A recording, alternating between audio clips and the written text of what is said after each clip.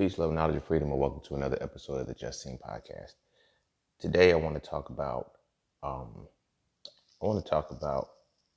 as the title shows, broken women. And I say that because this episode was inspired by something that I saw that was saying that the real threat that they fear is not the black man, it's the black woman. And although I'm 100% sure that you are not sure because we don't know shit, but I'm 100% confident in saying that, the threat is still the black man. But I'm not going to say one is more than the other, but I will say that, now I am going to say it, the black woman is going to have more importance than the black man as far as genetics wise, as far as the longevity of progeny. You feel what I'm saying? And it kind of got me, in a space of reflection. Like, when it comes to our black women, it's like, how many of them do we fuck up? Along our way, along our path. You feel what I'm saying? How many of them do we damage? How many of them do we have a poor self-image, help develop a poor self-image about themselves? Just, what is it? Like, what is it that's, I understand wholeheartedly that's conditioning, it's programming, it's assimilation, integration, it's all of this shit. You feel what I'm saying? But at the core of it all, it's like, it doesn't matter where a cycle started. See, that's the issue with breaking the cycle. It doesn't matter who started it, where it started. Somebody has to break it. It has to be broken. You feel what I'm saying? I used to always use this example, when talking about, situations with my pops and shit, about how he left, about how his dad left. At some point, somebody's going to keep crying over the spilled milk, or somebody's just going to wipe it up. You feel me? And I think that when it comes to this perspective that, the black women are what they really fear, I get it. I do, because it makes sense 100%. Like, when you consider that, like, throughout this episode, I'm going to be going back and forth between the metaphor of a black woman and earth, because I understand that y'all get metaphors a lot better than y'all get straight talk. I don't fucking know why. You feel what I'm saying? I meet opposition a lot when it comes to dudes, and, they be like, yo, you're a pick me. You're trying to use this shit to get women and shit, whatever the case may be. Whatever, bro. Like, that's how you feel. I get it. And okay, I get it. But it's when a metaphor somehow is put on it, and I take the women away from it, but I can make you see the shit with the women. It's like, yo, I get it. That makes sense. But it can't make sense if I'm telling you directly, okay, this is what is happening to a black woman. This is what needs to be done. You feel me? Especially if that's a woman that you claim that you want. But all in all, I'm not going to put too much into the intro, because I really want to sit and, go through this one thoroughly. So before I get started, be sure to follow me on Instagram _just_C_. Be sure to check out my website at IamJustSeen.com. And there you can find all things that are me: books, courses, podcasts, merch, everything. What else? Much love and appreciation to everybody who follows I'm sorry, my mind is everywhere right now. Much love and appreciation to everyone who tips, sponsors, and donates to the podcast. You are greatly appreciated. I thank you. To anyone who would like to donate, tip, or, sponsor the podcast, you can do so by clicking the description of your podcast. Not this episode, but of the podcast itself. Cash App and PayPal are just fine. Yeah, I don't want to waste too much time. I really want to dive into this one, because this one is kind of just, I don't know, it's heavy on me right now, and I kind of just need to get it out. So we're going to take a quick break, and then when we come back, we're going to dive into the Just Seen podcast. I don't know what I want to call this shit. There's no title right as of right now, but it's something along the lines of That's what I'm gonna call it. We'll return with the Just Sing podcast, Broken Women and Cracked Children.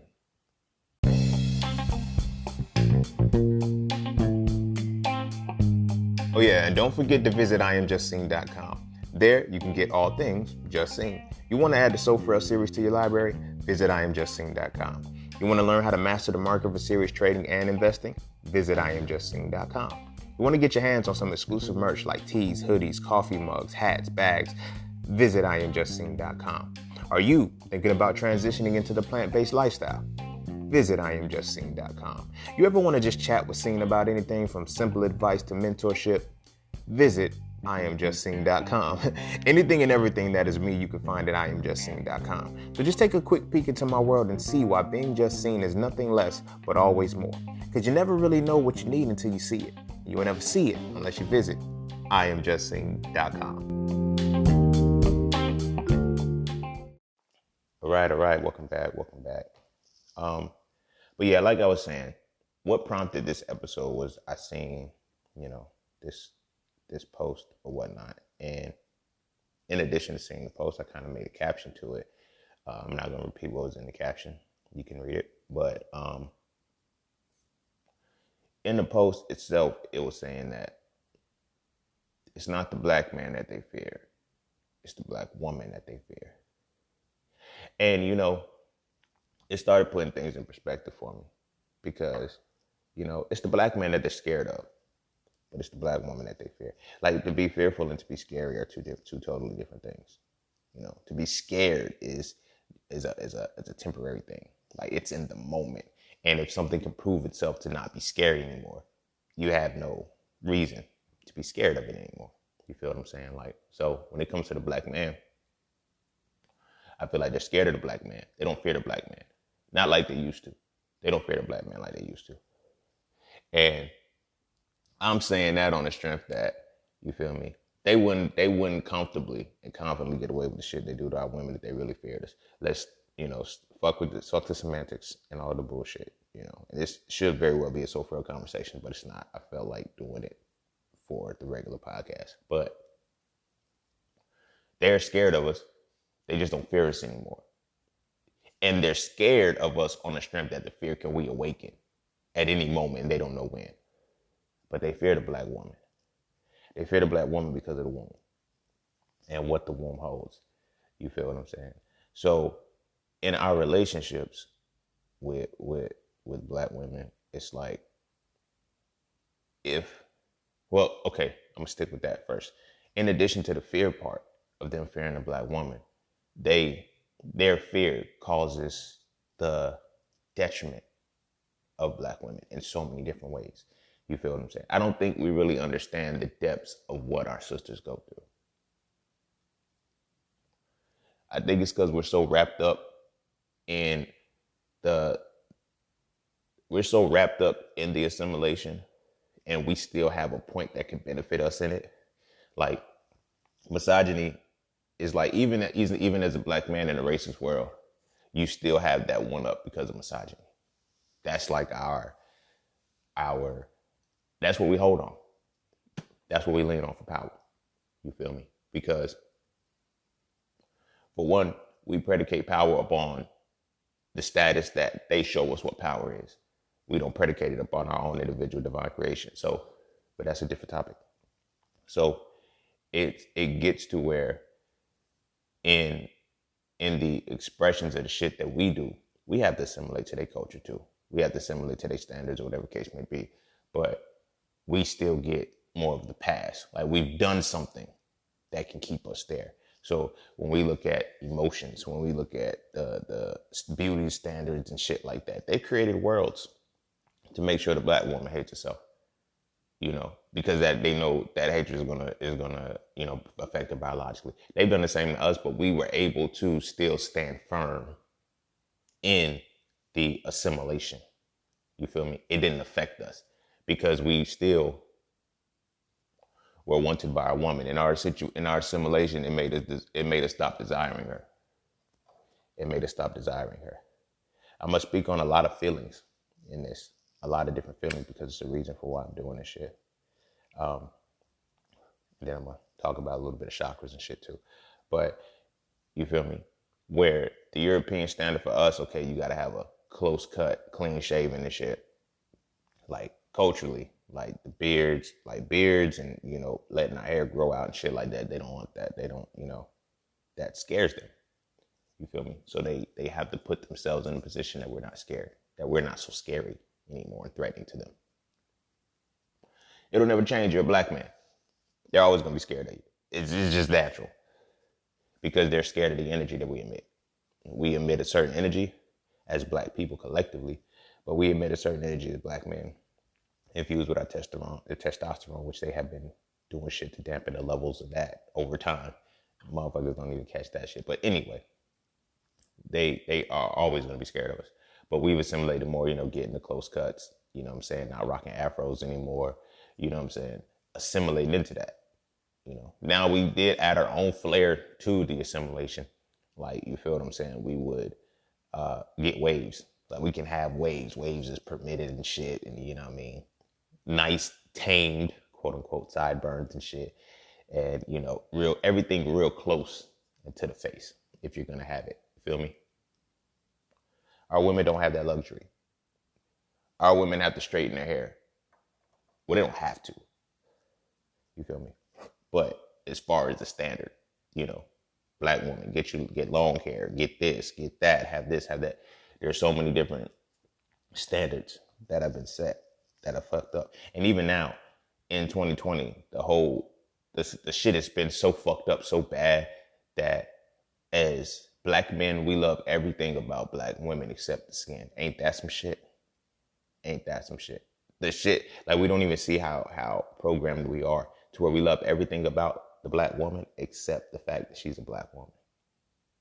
That speaks volumes. And I say that on the strength that, you feel me, we gawk over the Instagram models, you feel me, who craft their bodies to look like the natural birth that the sisters are born with. Now, don't get me wrong. All of it, little booties matter. Little titties matter. You feel me? This is not one of those things. Like, the whole woman, the plethora of the woman matters. The whole being matters. But collectively, our women are naturally built like that. Built like the very thing that they're trying to, craft themselves into. You feel me? On that level. And it's a mind fuck to know that after our women are born this way, we shame them, we hate them, we demonize them, we don't fuck with them on that level, but we go fuck with the carbon copies of them, not the actual prototype. You feel me? We got we're given the luxury of having the prototype. We have the prototype at our hands. You feel me? It's ours. It was given to us. The prototype was given to us, but we want the carbon copies who do everything they can to emulate the prototype, but still fall short. You feel me? And I say that on the strength that we'll say a black woman has a nasty attitude. And then say we like fiery Latinas. That's the same shit. Same exact shit. A couple years ago, I remember Cardi B and motherfucking Tiffany Haddish, they did the exact same shit. I don't remember the full details of it. I remember they were both in the news at the same time for doing the same shit. Nobody said shit about Cardi. You feel me? Because Cardi's a black woman that ain't a black woman. You feel me? She represents the culture. You feel me? She pretty much entwined with, being black, although she's, Rican and shit. They're not black. Don't tell them that shit. You feel me? Because they ain't, but they're more Tainos, but as we know, Puerto Ricans today, they have been diluted. But, so I get why they say they ain't black. You feel me? But you Dominicans, you motherfuckers look like me, you just speak Spanish. But anyway, that creates a falsified reality for us. Because at the same, like that situation with Tiffany Haddish and, Cardi B, everybody was like on Cardi B's side for the shit. But then Tiffany Haddish was like, y'all know she said the same shit. Well, she loud, she did. I'm like, they're saying the same shit the same way. What's the problem? It's the skin. You feel me? It's because she's a black woman. And Cardi B's a black woman. It's not a black woman. You feel me? Same situation happened. Cardi stepped out. You feel me? Just stepped out. Didn't dress up, didn't look nothing. She looked, toe up from the floor up. There's nothing wrong with that. Be comfortable when you go somewhere. Serena Williams did the same shit. Internet slammed her. They went in on her. Same shit. You feel what I'm saying? So it's crazy how our sisters set the beauty standard. You feel what I'm saying? They set the, how do you set the beauty standard indirectly? When they constantly have to reaffirm a beauty standard, people still are gonna fuck with you heavy. You feel me? So much that they try to emulate you despite what the beauty standard is. You feel me? Oh, I'm gonna get collagen lips. I'm gonna get my boobs. See, I'm gonna tell you something about white women, right? And this is something I learned when I was in med school. Now, motherfuckers can say whatever the fuck they want to say. I don't give a damn. The shit is written in medical books. It's written in biology books and shit like this. You can check this shit out. You feel me? I'm just bringing light to it. So, most black women. So, if you understand the shape of a black woman, right? It's perfect. It's perfect. White women typically shape like boys. And this is like not trying to be funny or rude, but it comes off of the skeletal structure that they're made with, right? And specifically the pelvic structure. You feel what I'm saying? We wonder why black women have wide hips and thick asses because the pelvises are different.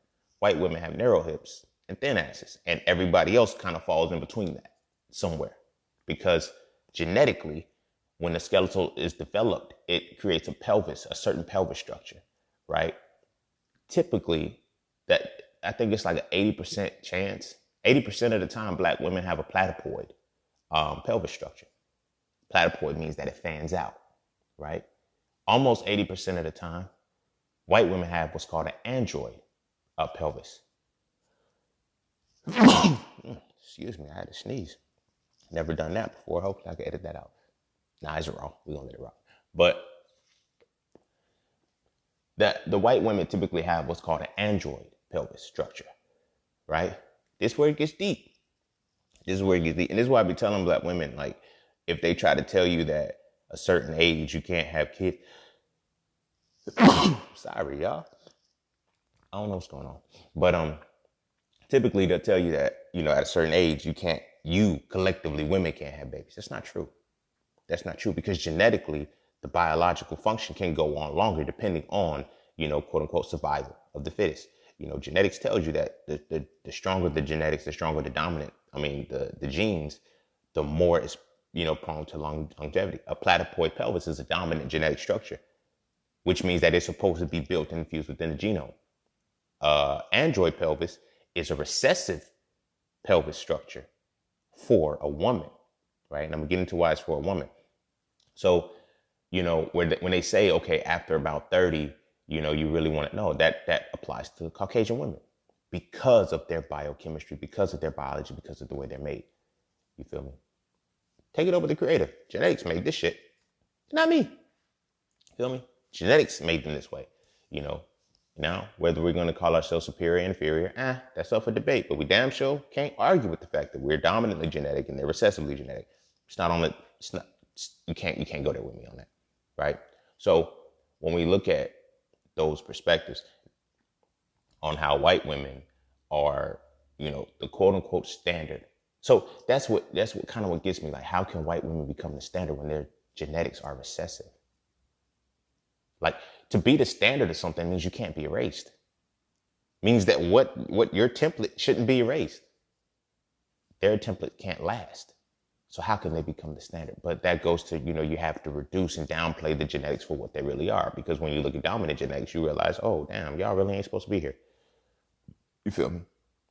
But anywho, back to the point that I was making about the beauty standards and everything like that. So our black women, their skeletal structure is already built different. So that's why I hate when Bill Nye come on and say, oh, we're all the same on the inside. Bitch, no the fuck we're not. Y'all know that shit. Stop using the whole thing because we bleed red blood. That's not a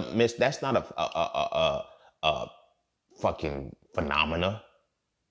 You feel me? Everybody's gonna bleed red blood because the blood is blue before the oxygen hits it. Then when the oxygen hits it, it binds to the iron on the hemoglobin, and the hemoglobin, it turns red. That don't make us the same. That make us have a similar function. But anyway, we're not the same. You feel what I'm saying? But the standard of beauty is, based on Caucasian women. And it's a standard of beauty that, because of the way that it's been played out, black women can never achieve it. I want black women to understand that. You feel me? You would never be able to achieve the Caucasian beauty standard because you don't have recessive genetics. Your beauty is extended to the dominant genetic gene pool.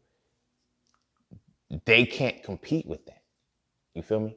But the reason why I'm saying that is because when we go into the childbirth and we go into the things of that nature, white women have a higher propensity of losing their babies because they're genetically recessive. They're not built to last over a certain amount of time. I'm not trying to be funny, but like that's why they age so bad, because they're not built to last as long as we are built to last. We're two different beings. You feel what I'm saying?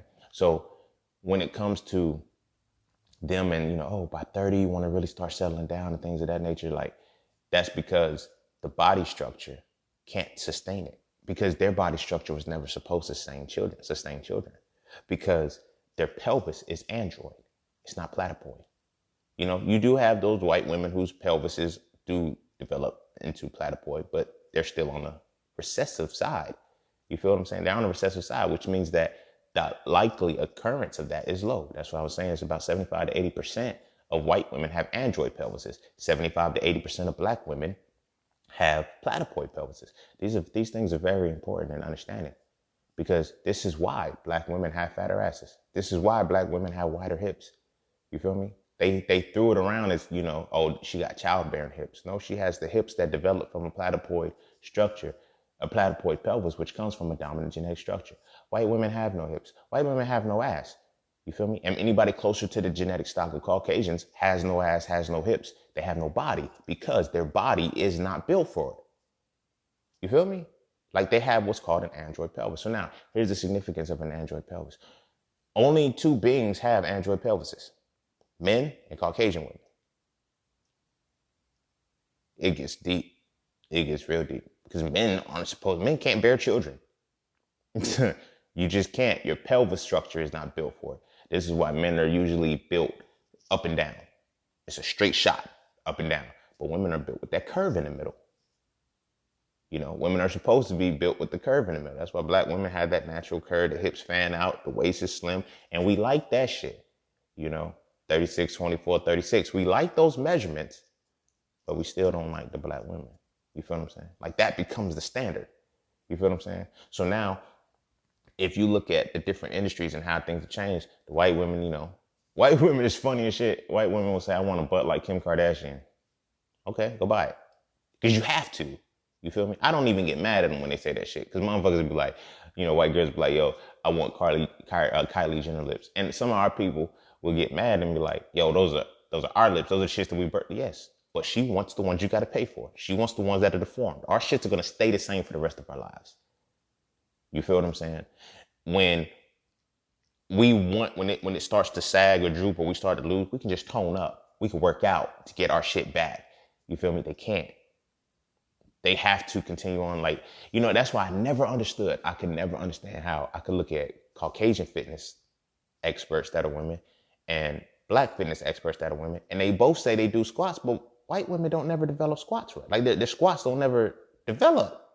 You feel me? Like, that's a different topic. But anyway, the purpose that I'm going with that is because those pelvic structures are differently. Therefore, because the pelvic structure is designed differently and the pelvis is bone, muscle connects to bone. You dig what I'm saying? Muscle connects to bone. So the ass is the ass is basically the gluteus maximus, gluteus medius, and gluteus minimus, right? You know, so those muscles have to attach differently to the pelvis in order to keep the body in alignment properly. You feel what I'm saying? When they're toned, they do a certain thing. You know, that same muscular development is not going to happen on a platypoid. I mean, on the android pelvis the way that it is on a platypoid pelvis, right? So this goes into the deeper thing. For the first aspect of, you know, the physical aspect, this is why they have to go get surgery for that. Their bodies aren't built for what the black woman's body can do.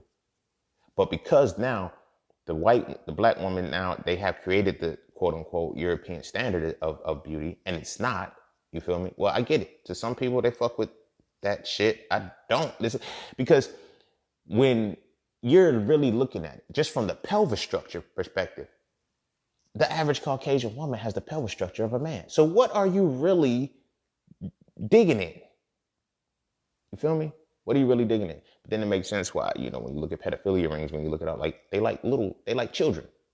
They don't like the developed part, because at the core, children are basically boys. You feel me? In the womb, we're all girls. It's crazy shit. In the womb, we're all girls until differentiation kicks in. And then that's when it's like, okay, the penis develops. And then, you know, the vagina develops. But for like the first 4 or 5 weeks, we all the same. We all female, technically. You feel what I'm saying? Because the female doesn't change. The male has to get that differentiation to where the penis starts to protrude and everything. But that's not here or there. But once we come out of the womb, up until puberty, you're the same. Yeah, women have the vagina, men have the penis and everything like that. But look at the body build. Look at the vocal tones, the vocal patterns. Like, everything sounds the same. It's not until puberty that it diverges. You feel what I'm saying? So we wonder why they like pedophiles like kids, because they really like little boys and they like the continual aspect of that feeling. And for some of them to absolve themselves of being gay, they'll get with a little girl, but it's for the feel of feeling like a little boy. You feel what I'm saying? Being involved with that, but being involved with the genetic structure of what a little boy is. You feel what I'm saying? Pelvic structure is like I'm telling you, like it because like when black women have that platypoid pelvis, when they do develop, it just, you know, enhances. White women develop, it kind of stays the same. Nothing really changes. You feel what I'm saying? So that's when, like, how can they be the standard of beauty? But their standard of beauty is predicated upon getting surgery to look like the real standard. And then the real standard is like, okay, now I have to go and do these extra things to my body. You don't. You can't emulate, like, you're the prototype. So you cannot emulate the template that is emulating you. Because then you're going to be flawed if you're trying to do that. You know, I've seen black women with already sizable nice lips get lip injections. Why? You know, I've seen black women with nice booties get ass injections. Why? Because it's the way the standard is now being set. Oh, because, you know, you're not competing with any. You never had to. Let me say this. You'll never have to compete with anything that has recessive genetics. When you own that shit and you know that shit, the world is, it becomes a lot simpler to deal with. And as my brothers, if that's your standard, if your standard is European and, you know, Dan and all, like, nah, that's not our standard. Like, for real. We want everything a black woman has, but we just don't like the black skin. Now, granted, I love black women. I love black women collectively, you know, all ranges, all shades. If your melanin is the true melanin, you have eumelanin, I can fucks with you. If you had that pheomelanin, I can't fuck with you. But if you got that eumelanin, I can really fucks with you, no matter what level your eumelanin is on. You feel me? But I'm using we because, you know, we got to collectively address this issue, because what affects one affects us all. And I'm going to get into that as we go down the line, you know. But I really wanted to address that main physical standard part, because, you know, it's not the same. It's really not the same. And that's one of the things, that European standard that we have tried to assimilate to. That's one of the things that our women that's damaging our women. You feel me? That is damaging our women. So put a pin in that, because we're going to talk about this damage that we put our sisters under. You feel what I'm saying? We put our sisters under. Like, we have the whole light skin, dark skin complex, all of these other things. I don't even want to get into that part, because we beat that dead horse so much that I don't know what to say about it anymore, you know. But the purpose of that first segment was, you know, those are one of the things that our sisters internalize daily. You feel me? I worked at this call center before, and everybody that knows me knows I love black women. I've loved black women since I was 2. You feel me? I love black women since I was 2. Every experience, I've literally only had one bad experience in my life with a black woman. So when dudes be like, yo, black women do this to you, like, yeah, I had one do all of the shit that you're saying to me, but every black woman that I involved myself with never did those things. I did my fair share of dirt to them. You feel me? So I gotta eat that too, but I can't put all of that on one person. You feel what I'm saying? And I think it was easy for me because I don't have a type. I have an attraction. I don't have a type. Because I don't have a type, it doesn't keep me confined in that. And I'm able to move to different experiences. Like I could fucks with anime chicks. I could fucks with ratchet chicks. I could fuck with suburban chicks. I could fuck with any type of woman because my attraction is to what feels good to my soul. And because I put myself in a position to be as well-rounded as I possibly can be on all things and all facets. You know, I'm able to interact and engage no matter where I see fit. You feel what I'm saying? From the stripper to the yogi, I could fucks with them. Don't make me no never mind if she's black. You feel what I'm saying? But I've been that way since I was 2. You feel me? And a lot of us have been that way as well, but our upbringing, the different cycles and the different things that we had to go through with black women, with the women that were our type, fucks us up. You know, as adults, I feel like having a type is childish. This may, you know, Cinderella if you must. But having a type is childish. It's for children and teenagers. Like once you become an adult, you have an attraction because you've learned to find what you're attracted to within your types. You're supposed to. But the problem is that, and I notice this happens a lot of time in the argument between black men and black women. Like I hear black men say, you know, you can't fuck with Western black women because they fucked up. I'm like, so by that premise, they can't fuck with us because we just as fucked up. We're in the same environment, in the same conditions. It makes no difference. You feel what I'm saying? It makes no difference. But we'll say shit like that because we're speaking on our type. Every woman that I involved with, like I seen this dude, he said he involved himself with over 100 women and none of them were quality. I said, bro, that's your type. Like you're not even attracted to quality women. Your type is fucked up women. You feel me? I'm like, yo, there's more than 100 women, but it's like, that's what you're basing it on. You're the common denominator across that whole board. And if none of them, you couldn't get a relationship out of none of them, your type is fucked up. You weren't supposed to have a relationship with any of them. And I realized that a lot of times the brothers that get to the condemnation of black women and shit, one, they're basing it on the type. And 2, they want the physical template, the physical standard, you know, 36, 24, 36 type shit. You feel what I'm saying? But they don't want anything more than that. So this is something that I seen on, I want to say it could have been like Iyanla Vanzant or some shit. It was something along those lines. It may not have been a show, but the sister was talking and she was saying, now it was on that Roommates podcast. I don't know. Yeah, it was definitely a Roommates podcast, but I don't remember the guest name. But anyway, the sister said, you know, in layman's terms, when I'm paraphrasing, she said, the badder she is, the more broken she is. And that shit hit me like, whoo. Like, and I'm going to say I know this to be true, but I know this to be a reality. Simply because every bad bitch that I involve myself with, now I'm using it for dramatic effect, but every bad bitch that I involve myself with, the deep-rooted pain that they had within them was crazy. It's the same level that a real nigga has within him. You feel what I'm saying? It's the same level that a real nigga has within him. You know, self-hatred, insecurities, different things that they're trying to create this outer shell to keep from projecting within. Now, granted, some bad bitches is numb as fuck. And you feel me? That brings me to another quote that one of my homies has said. He said, you got bad bitches who aren't good at being bad. Like, that shit was so real. But that becomes the standard. You feel me? That becomes the standard of what's set. So now our sisters are battling 2 standards. Which one do they go with? They're battling the European standard, right? Then they're battling the bad bitch standard. So what is a bad bitch, right? A lot of people try to say, okay, I want me a foreign. I want me this. This is what we are talking about to the core. We want we want a woman who's physically built like a black woman, but probably speaks a different language. She could still be black, but she could speak a different language and somehow she ain't black anymore. It's weird. But our standard is that we want the bad bitch template to apply to whoever it is that we're dealing with. That doesn't work. That's not the case. So it's like, Which came first? The chicken or the egg? Which came first?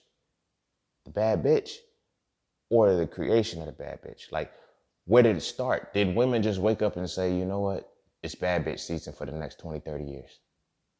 You know, very well could be. Or have women created the bad bitch persona the same way we created the real nigga persona? You know, oh, we're going to take the power from the word.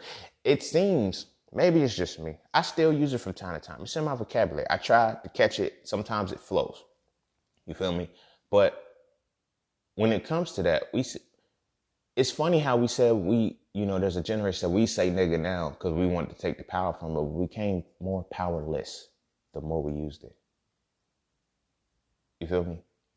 Because you have to understand your mental state in order to be able to understand how this word affects you in order to take the power from it. Just saying it over and over again doesn't take the power from you. Doesn't take the power from it. Because if you still hear a white person say it and your blood can boil, you didn't take the power from that shit. Why? Because you weren't the creator of the power that this has. So it's going to be hard to take the power away from it.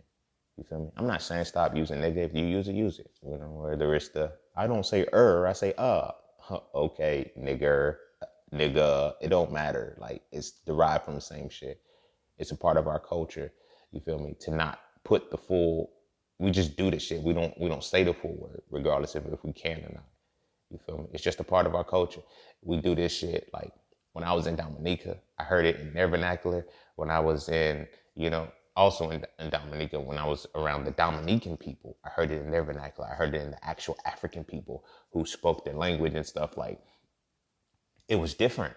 Like, we never put the full accent on the word because it's just our swag, bro. It's our flair. We do the shit. You feel me? But you can't take that. We never took the power of the word. You feel what I'm saying? We never took the power of the word. And they knew we couldn't take the power of the word. That's why that shit still rocks. You know? Nobody ever has to come out and publicly apologize for saying nigger and shit. Like, if they get upset, oh, I'm not racist, I just had a moment, whatever the case may be.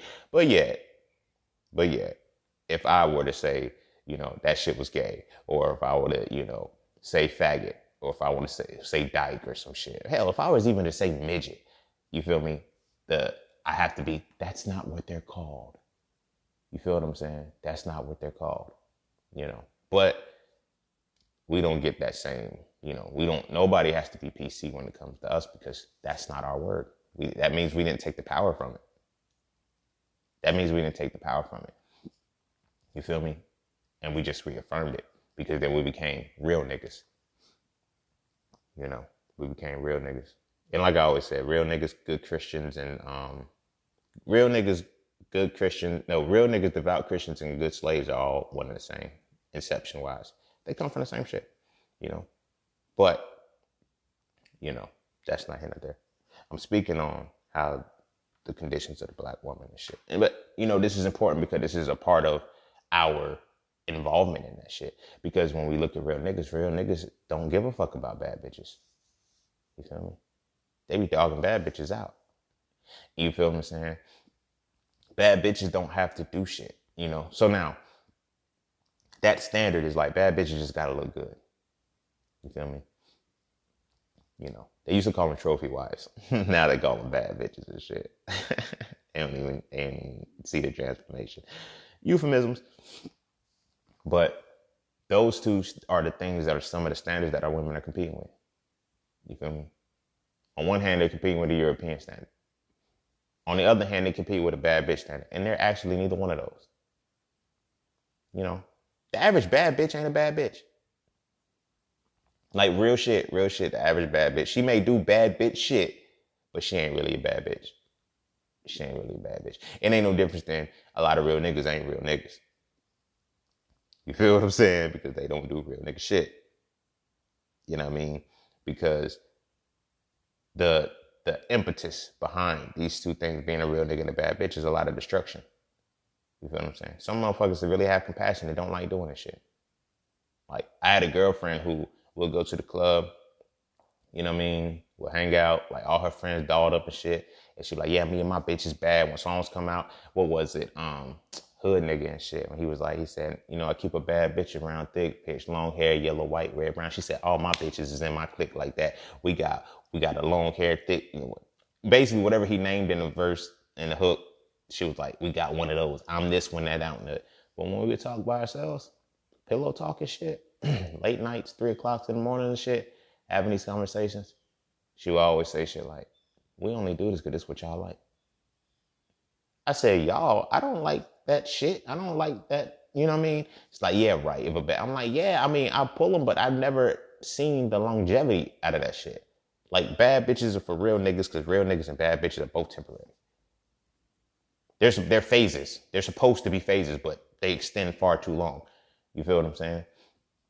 It's supposed to be a phase of self-discovery, phase of exploration to where you realize, yo, I'm not built for this life. Rather than saying I'm not built for this life, you just say, nah, I got to just assimilate into this life. You feel me? I was a real nigga up until the time it was time to, do real nigga shit. I mean, I ain't gonna hold you. I hung with the gangsters. I hung with the drug dealers. I hung with all these motherfuckers.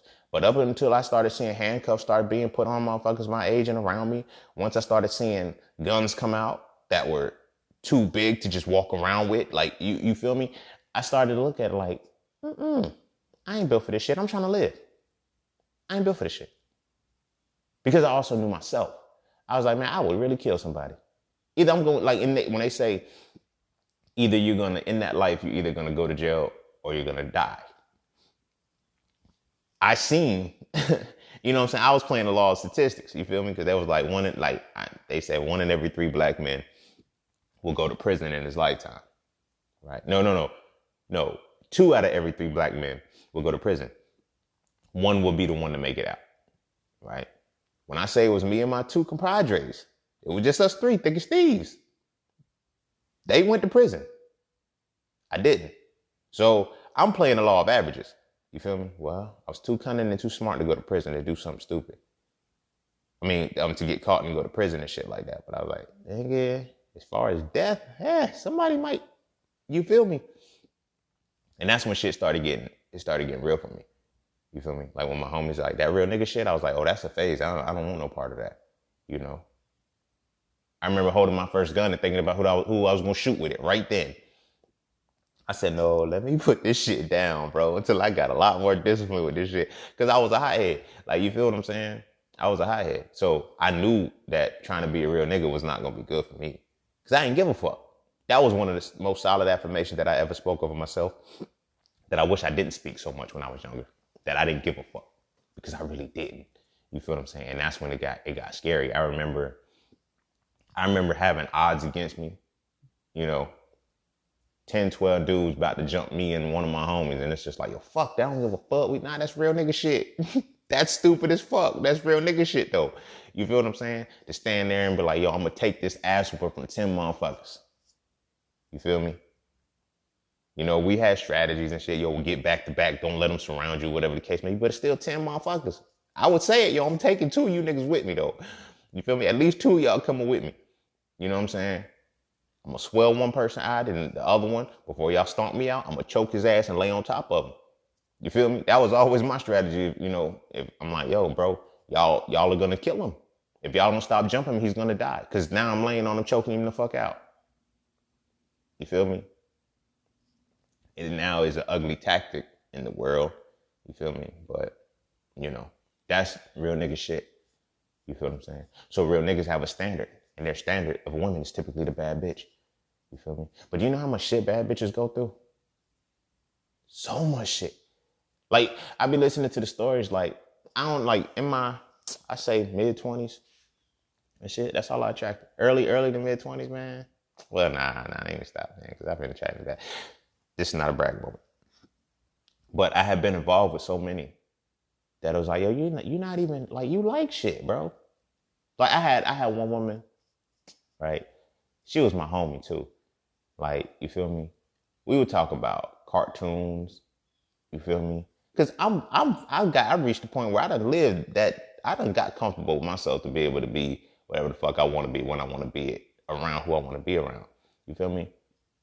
But I found out, like, she reads on a regular basis.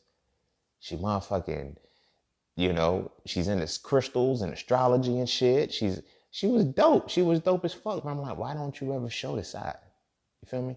The side that she wanted to be seen, like, you know what I'm saying? She had business goals. She had all these different ambitions, but she hung around bad bitches. You feel me? I told her that you got too much ambition for the bad bitches you hanging with. You feel me? And she was like, nah, these my bitches though. These my bitches. They fucking me. They this, that, and the third. I said, bad bitches are connections off survival tactics. You feel what I'm saying? Survival tactics is different.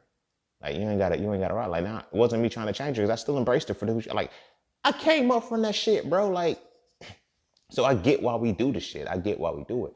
But you know what I'm saying? Like I said, when we had these conversations, she would be like, yeah, they snaked me for this. My homegirl, she definitely like, yo, that's bad bitch life. I don't want that. Go to Miami as friends, come back and never speak to each other again. Y'all was only gone for 4 days. That's bad bitch shit. Like, you feel me? One motherfucker forget money and finesse everybody. Y'all, I didn't got enough money for this. I just wanted to come. And now y'all got to fund their festivities because you don't want to leave them out. So your conscience still kicks in. See, bad bitches would have left that motherfucker in the hotel room. Trust me, I know the real ones. And I know the ones who are doing it for show. You feel me? You ones that are doing it for show, y'all the type of motherfucker that be like, all right, come on, girl, just, you know, and then she ends up fucking up the friendship because now you keep funding her. Now you keep kicking out all of this money, and that fucks up the friendship. You feel me? Because y'all were just bad bitches linking up. Real bad bitches would have said, hey, yo, you did what? All right, well, stay your ass in the room. Bye. We'll see you later. You feel me? And then when you come back, you know, whatever, you know, but those two principles become the standard. I'm going to start segueing. Those two principles become the standard. The European standard and the bad bitch. Which leaves the plethora of everything else that a black woman is to be unrespected, untapped, unappreciated. You feel what I'm saying? You'll be surprised. And it kind of makes sense culturally, because I had just seen another post about this woman who was 60 years old. She said all she had was her kids. She said she gave up everything. She said her husband has his career. He's retired. He has all of this. And all she got out of that is her kids. Everything that she wanted to do, she put to the side. Everything she was like, that becomes problematic over time. You feel me? But that sets the tone, because we don't want none of that shit. We want the women that's, you know, I said bad bitches now, but we understand them talk about a trophy wife. We want the motherfucker that looks good on our arm, but forget what our mind and our soul can do. Or we want those, you know, quote unquote European standards. And if they infuse, it's, you feel me? It makes no sense. But that keeps us from exploring every aspect of what a black woman could actually be. Like, I don't think people really understand the depths of what a black woman is. You feel me? Nobody can compare on any level. You feel me? So when it comes to that dynamic, and we're speaking on it from that full perspective, it's like, that's just the physical aspect they got to deal with. You feel what I'm saying? You don't know what it's like to have your voice silenced.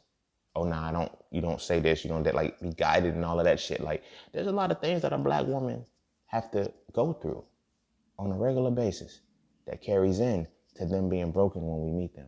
And a lot of the shit we contribute to as men. So now we have this standard. Now we're going to get into this emotional aspect. This is why I was using a lot of the feelings words. Because if you listen to my episode on the chakras, breaking the 7 seals, I actually went through the chakras, two specific ones that I'm going to be discussing are the sacral chakra and the solar plexus, right? The sacral chakra is about your feelings. Your solar plexus is about your personal identity, right? And with the sacral chakra holding and governing your feelings and your emotions, your sacral chakra governing your personal identity the sacral chakra is just your feelings. Your solar plexus chakra is about your emotions and your emotions that create your personal identity. So there's only 2 emotions, joy and pain. Every feeling that we have allowed our women to feel, for the most part, has been negative emotions that lead to them creating personal identities through pain. You feel me? We have created the mentality that, you know, and I spoke on this in my episode, So for a Conversation, Strong as Mama. You feel me? We talk about, I want a woman as strong as my mama, right? I want a woman who's as strong as my mama. But never once, many of us have never asked our mother how strong she is. What gave her that strength? We don't care. We don't listen. Yo, my mama, she worked. I could use that excuse all day long. You feel me? My mother, she raised 3 kids by herself. You feel me? Started off in poverty basically. 3 kids, 2-bedroom apartment. Everything's fucked up, but then started gradually going up, progressing herself. You feel me? She quit school, like I think her junior year, married my dad. He fucked her whole life up. Yes. It ain't just, now it was co-contributors. You feel me? He can only do what she allowed him to do. You feel me? I had these real conversations with my mom. He can only do what she allowed him to do. You feel what I'm saying? But at the same time, he was only able to do what he was allowed to do based off of cultural conditionings and shit. I got to style. I got to look at how, my grandfather, what condition he left my mother in. You feel what I'm saying? Because it repeated. Now, my grandfather was in the house. That's what made it so hard to walk away from. My grandfather was in the house. Like, it was different. It was hard not to embrace that. He was in the house. He taught them, physical morals and values, like how to survive in the streets. But that's it. You feel me? He was a very dark person. You feel what I'm saying? And that created impetus for my mom to be able to gravitate towards this type of guy. You feel me? Towards this type of guy. So I can use that impetus all the time. Yeah, my mama was strong. My mama this. My mama that. You feel me? She did this. She worked 3 jobs sometimes, went to school and did all of that and shit. And yeah, I can hype her up all day long. But that's my mama's pain. Like, sometimes we look at the accomplishment. We look at the full dynamic of what they have become in light of all of the shit that they've gone through. But we don't even hold a light to the shit that they've gone through. That's the pain. My mom's personal identity became rooted in pain because all of the negative feelings she had been internalizing. All of the negative feelings she had been dealing with. You feel what I'm saying? How many of our black women go through that? How many black women have you checked on in a single day and asked them where their feelings are? They'll tell you they're good. I got a good homie right now. You feel me? I got a good homie right now. She will hit me up at any given time, randomly, and be like, yo, what's good? How you feeling? Where's your emotional space? I'm like, yo, I'm good. Where's your emotional space at? She will literally say, when I talk about me right now, we're talking about you. But I say, but I'm talking about you. Tell me something. Tell me what's up. I get that. I get you good, but you're not. And I know you're not. You feel me? Tell me something. Tell me what's real. Tell me what's good. You feel what I'm saying? I love her to life, man. That's my homie. That's my partner. You feel me? She always be talking. She always be like, see, that's why I'm like talking to you, because you always be trying to make me cry. But it's not about making you cry. I'm tired of y'all. Hey, you can't hold that shit in. I don't know what it is, but I know it's written on your face. You feel me? I can hear it. I can feel it through your text message. I can feel it when you call me. Like, I know this shit. You feel me? I know this shit. But this is the shit that I'm talking about. You feel me? We're contributing to the breaking of our women. Like, we always talk about, yeah, women, they got daddy issues. They got this. They may have those issues. The issues that preceded you could be, they could have nothing to do with you. The issues that follow you could have nothing to do with you, but the issues that you invoke within that relationship is your responsibility. You feel what I'm saying? It's your responsibility. And as black men, we have to change that. Like, I get it. It's lazy. It's laziness. That's what I'm going to call it. I'm going to call it laziness, because we don't want to do the work to heal the woman that we're with. Never do we want to heal the woman. Oh, nah, man, she got to be healed, but she got to be my piece. Nah, she got daddy issues, but she got to be my piece. You feel what I'm saying? Like, I seen this post and shit. This is going to be a quick tangent, but I seen this post about how, if a black woman can be a daddy's girl up until whenever, but a black man can't be a mama's boy up until whenever, that is a real sentiment, but it's under the premise that most fathers, I think we missed that. We missed the core to that, because most fathers actually love their daughters, right?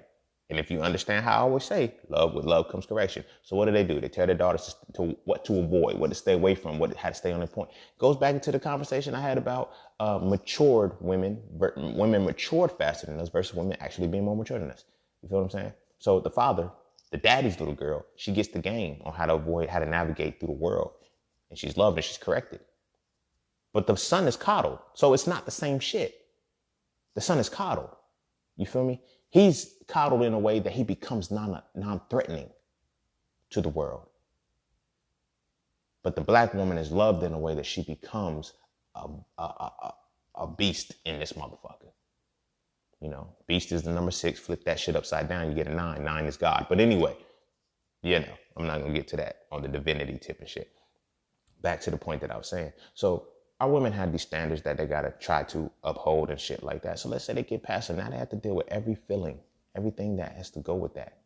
You feel what I'm saying? Now imagine, growing up, Barbies, Now, look, the average black woman ain't even supposed to be built the way she built. Ain't that some shit? You feel me? Black women so pressed on losing weight that they have yet to what if you're supposed to be that size? Just be healthy. This shit hit me when I was in undergrad. No bullshit. We had this little cultural event or whatnot, and these African dancers came. Well, I don't know if they were actually African, but they did African dances, right? Shorty was thick. Now, I mean, I ain't gonna say thick because I want to paint the image correctly, but it's not an insult.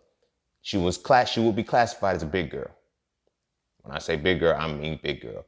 But the way she moved in that motherfucker, she was keeping up with the small people. Then it started to hit me because I was simultaneously studying a genetics class, and I was like, I started learning about ectomorphs, endomorphs, and mesomorphs. I was like, she's I could be caught in the moment, in the aha moment to kick in, and so I'm like, yo, she's a fucking endomorph. And my homies was like, what, bro? Just enjoy this. Nah, bro, it's like, they're like, how's she moving that fast? I said, she's in shape, but she's an endomorph. Her body is supposed to be built like that. But I said, she shouldn't be moving that way. But she was killing it. I mean, this was like a whole hour-and-a-half routine. She's killing sets. It's a concert. She's killing these dance sets. I mean, it's boom, boom, boom. The drums and bass is going. So then it got me, now I'm not saying all black women are endomorphs. Some black women are ectomorphs. This is why, quote unquote, little booties have to matter. Your body type isn't built for that. But you got a little cut back there. You just ain't supposed to have a 36. But it's cool. You feel what I'm saying? You're ectomorph. You feel me? Your mesomorph is the ones that is like, she's like perfect. She's right there in the middle. It doesn't mean anything if she's not keeping her body in line. You feel me? The endomorphs are the one, that person's fat. That person's built like that. Genetically, their body and their structure is supposed to be built like that. Now, this showed me she's strong. This lady was powerful as fuck. Her athleticism was on point. But she was just an endomorph. Her body was supposed to be built like that.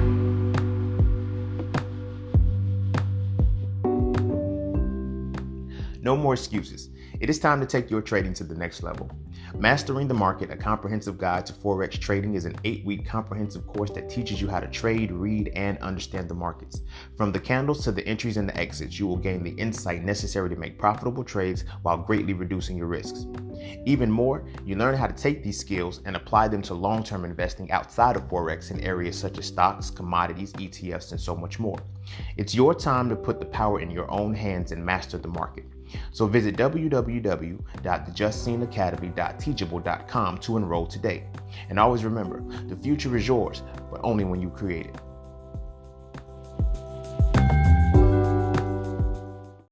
So when I'm looking at, these standards, black women, y'all are overweight, y'all are this, now, this is not to say that obesity, I don't condone obesity in any way, shape, or form. However, you have to understand that they're telling you classifications based off a body type that isn't yours. Their bodies are recessive, so they don't require the shit that yours requires that makes it do what it's supposed to do. You feel what I'm saying? If we can naturally say, just from this example here, if we can naturally say that black women are more thicker than white women, just from what I was saying about the android pelvis being different from the platypoid pelvis, right? The platypoid pelvis is more predominantly found in black women. Android is more predominantly found in white women. When we look at the muscular structure of a black woman, the muscular structure that has to go in just to gluteus maximus, medius, and minimus, and then you have the thighs. All of that shit goes into the pelvis. It starts off being connected to the pelvis area. So when she's, thick hips and she's, built like that, what is the standard for that? So if the pelvis structure is different, that means the muscular structure is different. If the muscular structure is different, then that means she's supposed to be thicker. Muscle has mass to the shit. You feel me? Muscle has mass to the shit. And muscle has a different density than fat. So you can have a small amount of muscle and it can weigh the same amount as a large amount of fat. You dig what I'm saying? So a lot of times our women don't even be overweight. They just be thick. Their muscle, that when you weigh them, their muscles, because they have a lot more density to them, and their muscles are a lot bigger. Therefore, they're gonna weigh more. So that's why I always tell people, especially women when they're considering losing weight, this is now another piece of the shit. When women are considering losing weight, you can't. See, you got to focus on not losing weight. See, the problem with weight is you got to understand physics. Weight is, a force, and that force equation is mass times acceleration. The acceleration is constant. You can't change that. It's acceleration due to gravity. That's what's pushing you down, right? The only thing you can change is the mass. But see, we try to lose weight. So when we try to lose weight, women will starve themselves. They'll cut back on what they're eating and everything like that. They'll do. Nah, you have to figure out how to decrease the mass. You feel me? If the mass is fat, okay, of course, exercise, transition, convert the adipose tissue into usable carbohydrate energy, transform it, because that's where, the carbs and shit are stored in your fats. So transform it that way. Or, you feel me? Focus on the mass. You feel me? You can literally transition the fat into muscle with muscle building. You feel what I'm saying? But women, I'm going to get big.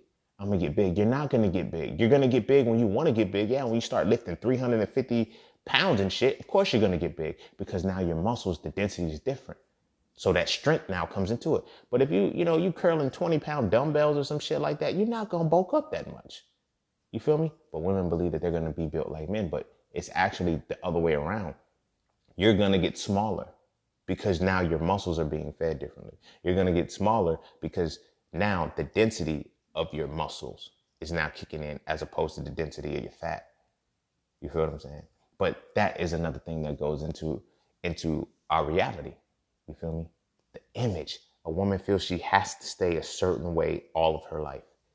Whether she's gaining weight, whether she's losing weight, we'll remind her, you let yourself go. On what level did she let herself go, though? That's the question. You feel what I'm saying? What level did she let herself go? Was it physical? Was it mental? Or was it spiritual? Because the physical is the final manifestation of everything that happens on the spiritual side. So you feel 5 years down the line, oh, she started gaining weight. She stopped taking care of herself. She stopped doing that shit 10 years ago, spiritually. You didn't even catch it because you didn't know her. You feel me? Mentally, check the fuck out. Check the fuck out. You feel what I'm saying? And these things we do to our women on a regular basis. We set standards like, I used to do this on, Instagram, be like, whenever I was in a relationship, social media, I will always be cognizant of what I liked, what I, interacted with the most and shit like that, especially as far as images, because I really started paying attention to it. And I was talking to this woman and she was just like, I know your type. What's my type? She's like, you like women with big titties and fat asses. I was like, it's cool. Yeah, but I like women. Like, nothing after. Like, the woman is the shit. Like, the extra shit is accessory. Like, so it's like, that's not my type. She said, I could tell by the post that you like. I said, well, you're looking at the physical things that I learned. So I'm glad Instagram changed its function and shit. Well, shout out IG for that. That's the only good thing you did. But, when I started to find out that, she was lurking and seeing what I was liking and seeing all of the shit that I was, dealing with, it would seem as if she was trying to mold to that. And I was like, I'm not attracted to that though, right? She's like, what you mean? You always liking it? Yeah, it's a like. It's a nice picture. It looks good. But that's not something that's not, my attraction isn't based off of that. My attraction is how, so I don't anybody can look good on my arm when I want them to. Anybody can look good on my arm when I want them to. But can you feel good to my soul is the question. You feel what I'm saying? And that is what I would notice. Like, I told her, you feel good to my soul. You ain't got shit to worry about. You ain't got shit to worry about. You feel what I'm saying? When you feel good to my soul, you don't feel threatened. Like, you feel good to a motherfucker's soul, your spot can't be taken. You feel me? Unless they find somebody else that feels better to their soul. But I'm sure they'll let you know. You feel me? But nothing else can come into that radar when they're captivated like that. You feel what I'm saying? But when it comes to our women, every day, they see what they think we like. You feel what I'm saying? They see what we think we like. What they think we like. And they mold to that. Not realizing that we just follow wherever the shit go. We follow what the fuck y'all said. That's why I'm like, it's a chicken and the egg. Because nobody really pays attention to who starts the shit. Women keep saying, oh, it's men, it's y'all standard, y'all like that. Nah, I told y'all, men are so basic. We're so basically wired and conditioned that all we really like is vagina. That's really all we have to like. We don't have to like the person. So whatever presentation that vagina comes with, yeah. You feel me? We like bad bitches. We like women that's fucking off easy because it's like, yo, I don't have to work for this vagina. Fuck. You feel me? There's nothing that I actually have to do for this. You feel me? But our women have gotten to that point where they see the video girls. You feel me? They see all of these different things and it's like, damn, where do I fit in that? How do I mold myself into that? I'm impressionable. Women are just as impressionable as men. You feel me? The same way we aspire to be that thugged out dude and the motherfucker done daughter that ain't nobody gonna fuck with and shit. Like, you feel me? They aspire to do shit too. They aspire to transform themselves into what people are going to, that's why I always say, what's respect is to men, what love is to women. The very shit that we do for respect, women are going to do the equivalent to be loved. And unfortunately for us, it's tied to a lot of beauty things. Unfortunately for us, it's tied to a lot of things that are intangible things that can never be quantified anyway. But our women have tried to make a template out of what they think, they should be doing or we should be, shout out to the women that said, fuck y'all. We don't give a fuck no more. We gonna do us. You feel me? Shout out to the women on the fence still trying to break through. Shout out to the women that got to get there. You feel what I'm saying? The thing is, though, it's like it's levels to what happens and what we hold on to. You feel what I'm saying? And a lot of that shit is internalized within our women. And so we have to deal with the shit that is imposed upon them from birth. You feel me? Genetically. This is why I always say if the mama's broken, the daughter's cracked. That's why the title is Mama's Broken, the Children are Cracked, because I'm going to get into why, this full thing was even done. But when the mama has the child, she automatically takes on everything that her mama already had. I don't think we really get that. You feel me? I don't think we really understand how deep that is. A woman just ain't pushing a baby out. A baby ain't just sitting in a motherfucker for 9 months and she's not taking on any environmental factors. She's not taking on any of the things, the stresses, or anything that the mama's having. She's not. It's a whole new being on life support within the mother in an incubator, bro. Like, come on. You feel what I'm saying? So the daughter's born. You feel me? Father's there or he's not there. That has to be a point. Is the father... Does he have a good template? Does he have a bad template? What is he setting up? Does she have brothers? Do her brothers do the wrong shit to women that, but yet tell her not to let this shit happen to you? Or what are these different dynamics in which she's starting to do? You can't have brothers who you condone their fucked up behavior because that's your brother. And then I'm going to flip it. Brothers, you can't have brothers who would tell you what to stay away from as they do it to other women. That fucks with your trust of a man. Not only from your brothers, it's one thing if it's from your brothers, but when it's from your father, like say your father is split from your mother or whatever the case may be, the father split from the mother and he got multiple girlfriends and shit. What do you internalize? What do we think our women really what do you think our women are really dealing with when they in their 20s, bro? You feel me? That's just in the house. You feel me? Siblings, cousins, things of that nature.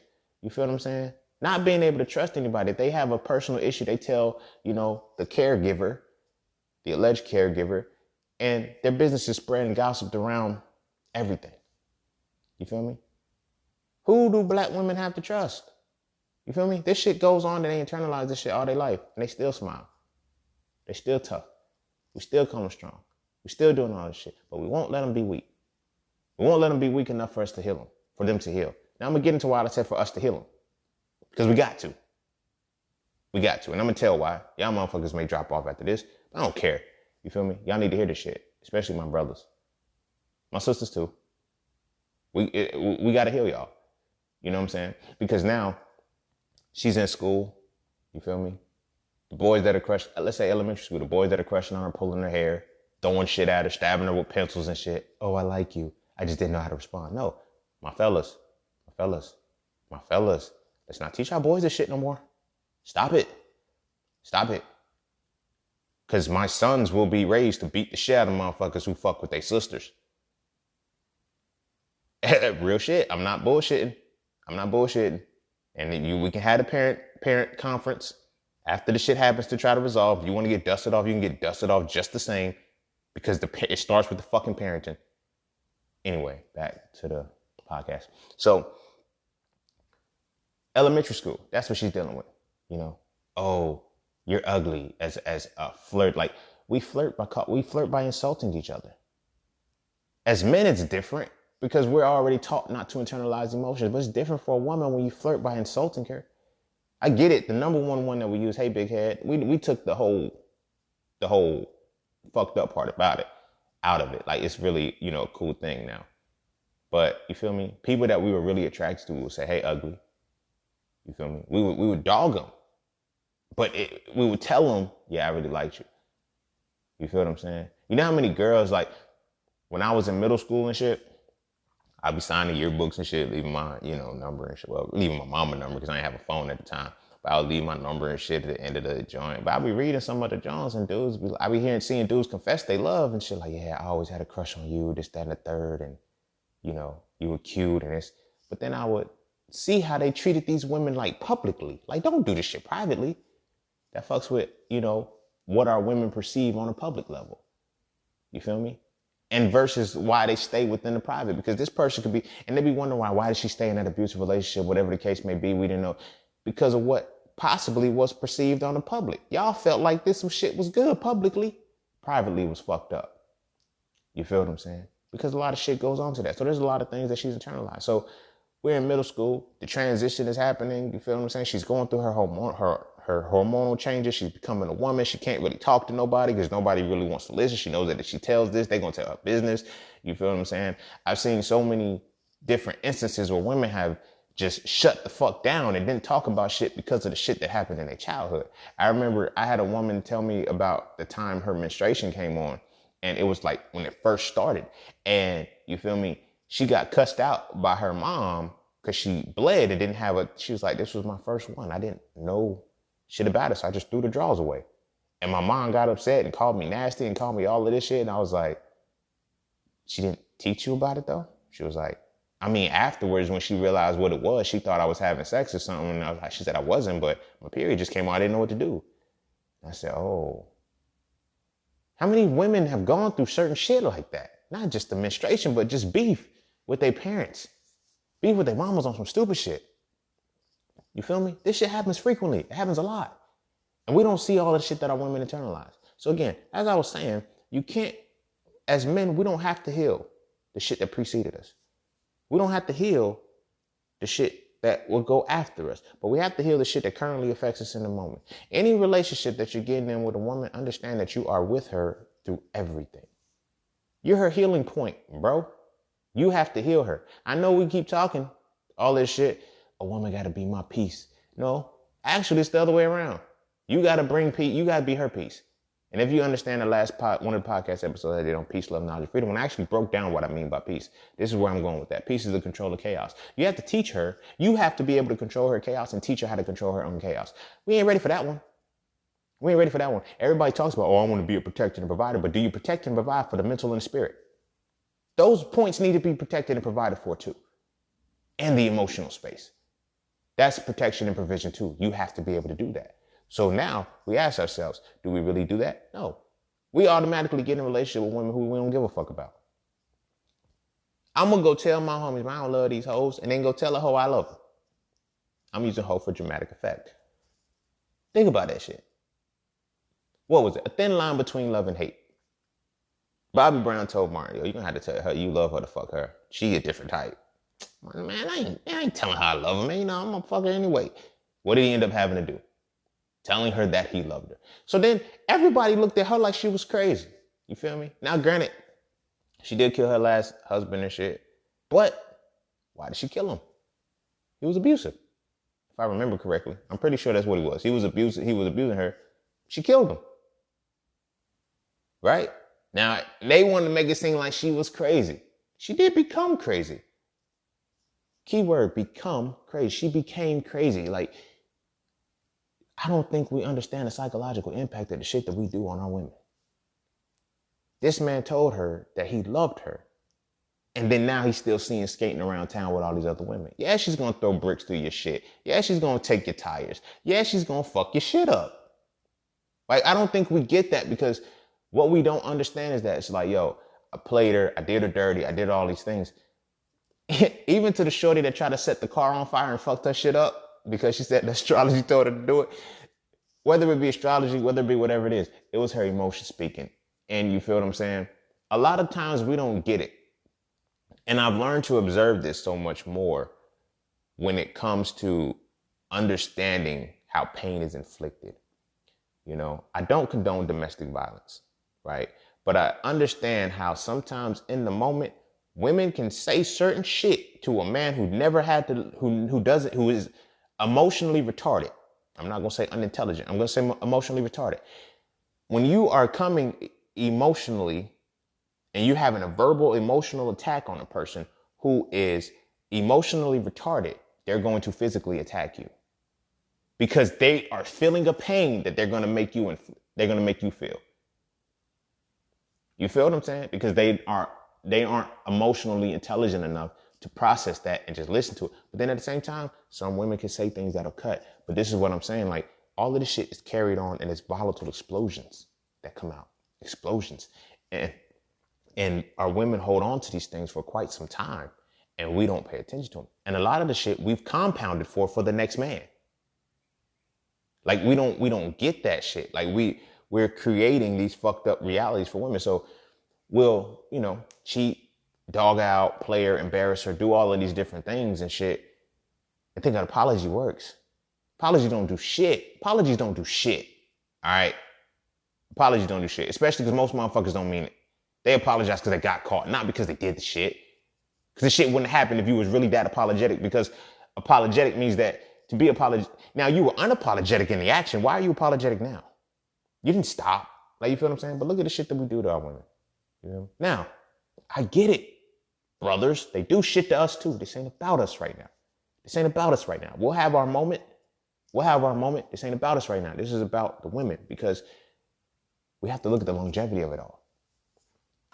You feel what I'm saying? We have to look at the longevity of it all. These things, these emotions, these feelings and shit, these feelings that we fuck up and we stir up negatively in our women. You feel me? We stimulate their feelings. Like, go back to the sacral chakra. It's governed. The sacral chakra covers your feelings and your sexuality.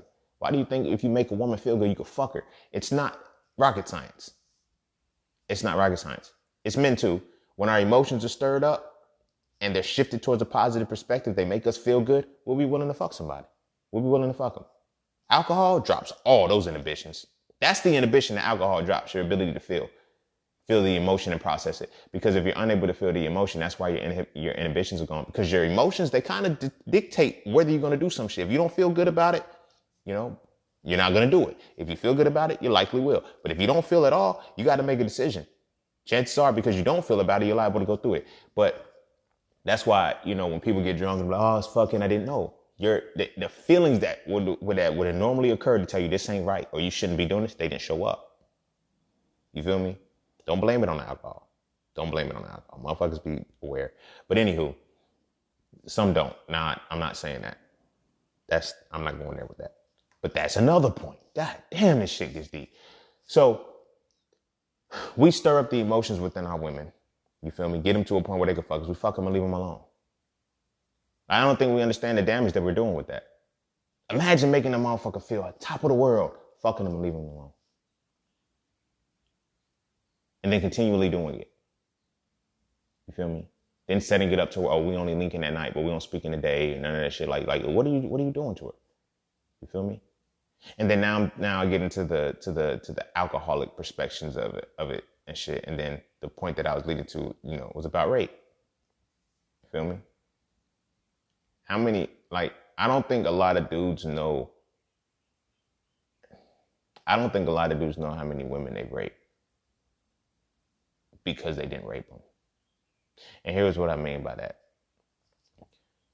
To rape something, we feel like I forcefully took it. I laid her down, strapped her, then I like, no, that's not always rape. That whole, she's saying no, but she really means, that's rape, bro. She's saying no because she means no. Leave it at no. That convincing persuasion shit, women have to, they internalize that shit, man. They internalize that shit. And when they internalize it, they can meet a good person who's like, damn, I feel like I gotta fuck him. Because he's making me feel shit without asking for the pussy. That dudes who ask for it and just dog me out, you feel me? God. So I feel like I should give it to him. You feel what I'm saying? Do you see what kind of fucked up we put our women in such a fucked up position and we never want to heal it. This shit became observable to me when, I was celibate. And the women that I was like, yo, it's like, they would tell me I want to have sex with you. I'm like, nah, I'm celibate. I ain't on that type time right now. You feel me? I'm building shit, so I'm not in that space. You feel me? And they would understand, but I would start like, yo, why is it that it's getting thrown at me still? Like, you feel me? Like, what is it? And then it's like, I had one woman actually tell me, she said, because I've pretty much fucked motherfuckers that won't worth it. So I said, just fuck like that. Like, I don't you feel me? It's nothing wrong with you, but it's everything that's right with me. Why I can't do it. Understand that. Like, you feel what I'm saying? It's nothing that's wrong with you, but it's everything that's right with me. Why I can't cross the line, because I understand I got to get to that point with you. You feel what I'm saying? Now this brings it all full circle, because now it's like all of these things that our women hold on to. This is why we got to heal it. You may not want to do the shit. You may be one of those motherfuckers. That ain't my responsibility to heal her. That ain't my responsibility to motherfucking. No, it is. It is. It is. Whether you're religious, whether you're spiritual, whatever the case may be, the instruction is written for you to protect and provide for your woman, for you to be fruitful and multiply, for you to nurture and till the land. These tenets are set across the board. Whether you're Christian, Hebrew, Muslim, it don't matter. It tells you that you take care of your woman. But it gave you the metaphor. It says take care of the earth. That's why I'm gonna use the earth from this point forward to break down what I'm saying and where I'm going with this. You feel what I'm saying? We damage women on a regular basis. You feel me? I'll admit this part right now. Most motherfuckers be like, yo, why you only cater to women? Why is it that, it's always women? Why are you so big on uplifting women and shit like that? Because I brought a lot of women down. And it was in learning my karma. It's like, yo, why the fuck do I keep getting women who keep fucking me over? When I'm in intimate relationships with them, they keep doing me dirty. Now, granted, I'm being dramatic right now. It's really only one. I meant that shit. It's really only one. Well, no.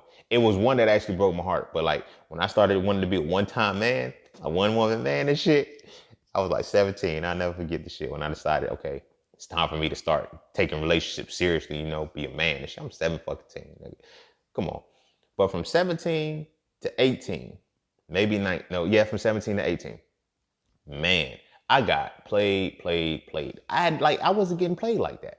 But you feel what I'm saying? It's like women were getting back with their exes on me. You feel me? They was dealing with other dudes behind my back. And you know what I'm saying? It was like, they never really bothered me before. But then it was just like, I started to open my eyes. I'm like, damn. Okay. I see what this is. These are pains that we got to heal as men. Now, the reason why, if you feel that all you attract is fucked up, damaged women, you've damaged a lot of women. This is somebody who has had a crazy run in his day. You feel me? I'm telling you, the karma and the shit that came back to me, and this is the reason why, and it could very well be shit from past lives. I don't know at this point, but I do know this. 2 things for sure and 1 thing for certain, whatever the fuck the old heads say, that it was a direct correlation between all of the women that I had done dirty and all of the women that were coming into my space to be healed. You feel what I'm saying? This is when I started to develop the reality that doctors can't fuck their patients. Teachers can't fuck their students. Not just from a physical aspect. Yes, it's totally fucked up. But even on a spiritual aspect too. You just can't do it because you're tapping into a damaged part of that person. And you shouldn't be. I had to learn it. I was a healer and a teacher early on. And when I look at a lot of the women that I was supposed to just heal, I fucked them. Well, we fucked each other. It was mutually inclusive. But I didn't know what I was doing in those times. You feel me? So now it's like, you always catering to women. You always, yeah, I got to heal. That's my karmic debt. Like, I don't think I feel like I'm gonna get out of it. But every time I meet a new person, I realize how much debt I have accumulated karmically when it comes to damaging women. You feel me? I've been smooth since elementary school, bruh. I've been doing this shit. I started fucking at 11. You feel me? That's when it got nasty because I was fucking sisters. I was fucking cousins, best friends. Didn't matter. I didn't, it's fuck y'all. Y'all fight that shit out amongst yourselves. I ain't got shit to do with that. You feel me? So now, it wasn't until I had my first serious relationship. Like, I had relationships that last like 3, 4, 5 months and shit. I think my longest relationship outside of my relationship the last 2.5 years was 6 months. Relationships never got past 6 months with me. Because I usually fuck before 6 months. It's like, and then it ends like, on some other shit. And then I got hip to. I think I was about 15 when I realized I didn't have to be their boyfriends anymore to fuck them. That was when it got different. But these things are things that I put into these women. You feel me? I done fucked up quite a few women for the next man. Like, it's a man right now bitching about, his woman she's hurt, she's broken for some shit that I did. Do you know what this has done? Not just from this perspective, it's a ripple effect. This is why I titled it from If the Mother's Broken, the Children are Cracked. Some shit that I did to a woman broke her to the point where now she's harboring this and holding on to it. She's going to pass it on to a motherfucking child. Yeah, it's that deep for me. Because I got to look at it like that. You feel what I'm saying? So I look at my brothers and like, yo, if you want a serious relationship with a woman, you got to be prepared to heal her. Man, nah, she got to have her bag and shit. She could be doing her work, bro. Like, that's why I be telling women, as long as you're doing the work, I can still fuck with you. Now, if you're delusional to what the fuck you got to do, I can't fuck with you because we're not going to grow. You feel me? I run into those women who say shit like, yo, I'm good. I did my inner work. No, it's an ongoing process, baby girl. And I'm not like, how do you deal with pain? How do you heal? You feel me? Just because you did the work and you feel like you did the work, it's like, okay, cool. What about the next work? Will something be like, how much of it have you done? How much of it have you suppressed? Like, what is it that you've done? As a man, you're going to have to be with that. You're going to have to be with your woman for that. You're going to have to be able to bring that out of her. You got to heal her. You feel me? You got to heal her just as she's got to heal you, but you have to heal her because all of the shit that she's done, that has had happen to her, you probably done that shit to somebody. That's why you're getting her. That's how, I don't think people understand how karmic debts are really fucking paid. The pain you inflict is the pain you receive in some way, shape, or form. You feel me? Last thing I want in any way, shape, or form is for my daughter. This is one of the things that scares me. Having to wipe the tears away from my daughter for some shit that I did. That's one of the main reasons why I'm like, yo, I put my time in to do what I got to do to, heal the women. I might have done some fucked up damaged shit to women that I probably can't come back from because I don't know if because she's probably still unforgiving about the shit. You feel me? Unforgiving about the shit. Look, I was in middle school and I had this girlfriend. You feel me? I broke up with her because I was going to high school. You feel me? I didn't cheat on her. I never cheated on her. I never talked to anybody on the side, but I knew going to high school, we're going to be in different schools. We're not going to see each other all the time. We're probably only going to see each other on weekends because I'm going to high school. Her cousin, which was the transportation, was in college. You feel me? That's how we was connecting and vibing and shit, because her cousin and my sister were best friends. So it's like, we only gonna see each other when your cousin decided she coming home from school. That's like, it's not gonna be feasible. She cried. She cried and she told me she couldn't stand me. She hated me for that shit. I felt like that was a noble thing. So I can only imagine what the women felt for the shit that I did that was wrong. You feel me? Like, this is how this young lady felt about me doing the right thing. I can only imagine how they feel when they did it wrong. Like, I embarrassed a woman in school and I was 16 in 11th grade. You feel me? Or was it the 12th grade? Nah, it was definitely 11th grade. So, you know, I'm walking with somebody that she don't like. I don't give a fuck if you don't like her. Like, we're not together. You're not my girl. I'm fucking you. You feel me? That was my mentality then. So me and the girl happened to walk past her classroom. And she bust out the classroom and look at me like, what the fuck you doing walking around? I said, maybe don't go your ass back in the class. And I kept walking with her. You feel what I'm saying? So the bell rings, I leave. Shorty literally runs behind me. This shit is cool when I'm 16, 17 years old. Oh yeah, I got women chasing. This shit ain't cool no more. In hindsight, looking at this shit ain't cool no more. I've done a lot of fucking damage. We have men done a lot of fucking damage. But anyway, she would run down the hall and she was like, yo, why I always gotta chase you? I said, you don't gotta chase me, you choose to. You don't have to walk with me to class, like, you know. So her friend, trying to be the mediator, she's like, well, she wanna know why you was walking with such and such. I was like, I can walk with whoever I wanna walk with. She said, not when y'all go together. I said, we don't go together. And it's like, you get a pin drop in the hallway. Everybody was like, ooh. And like the look on her face, like I was a cold motherfucker. So I just looked at her like, we don't go together. The fuck? What else do you want? Then I walked off. You feel me? But the look on her face is like, damn, bro, you just cut me deep. So she texted me and was like, damn, so all you wanted was the pussy? I said, yo, that's all you gave me. I told you, you was fucking with my homeboy. So I wasn't going to cross that line. I used to fuck with your sister. I wasn't going to cross that line. She was like, but I asked my sister. She asked her sister and her sister gave her a blessing. Me and her sister, we never fucked, but we used to fuck around. Like, so we never crossed that line. But she asked her sister gave a blessing or whatnot.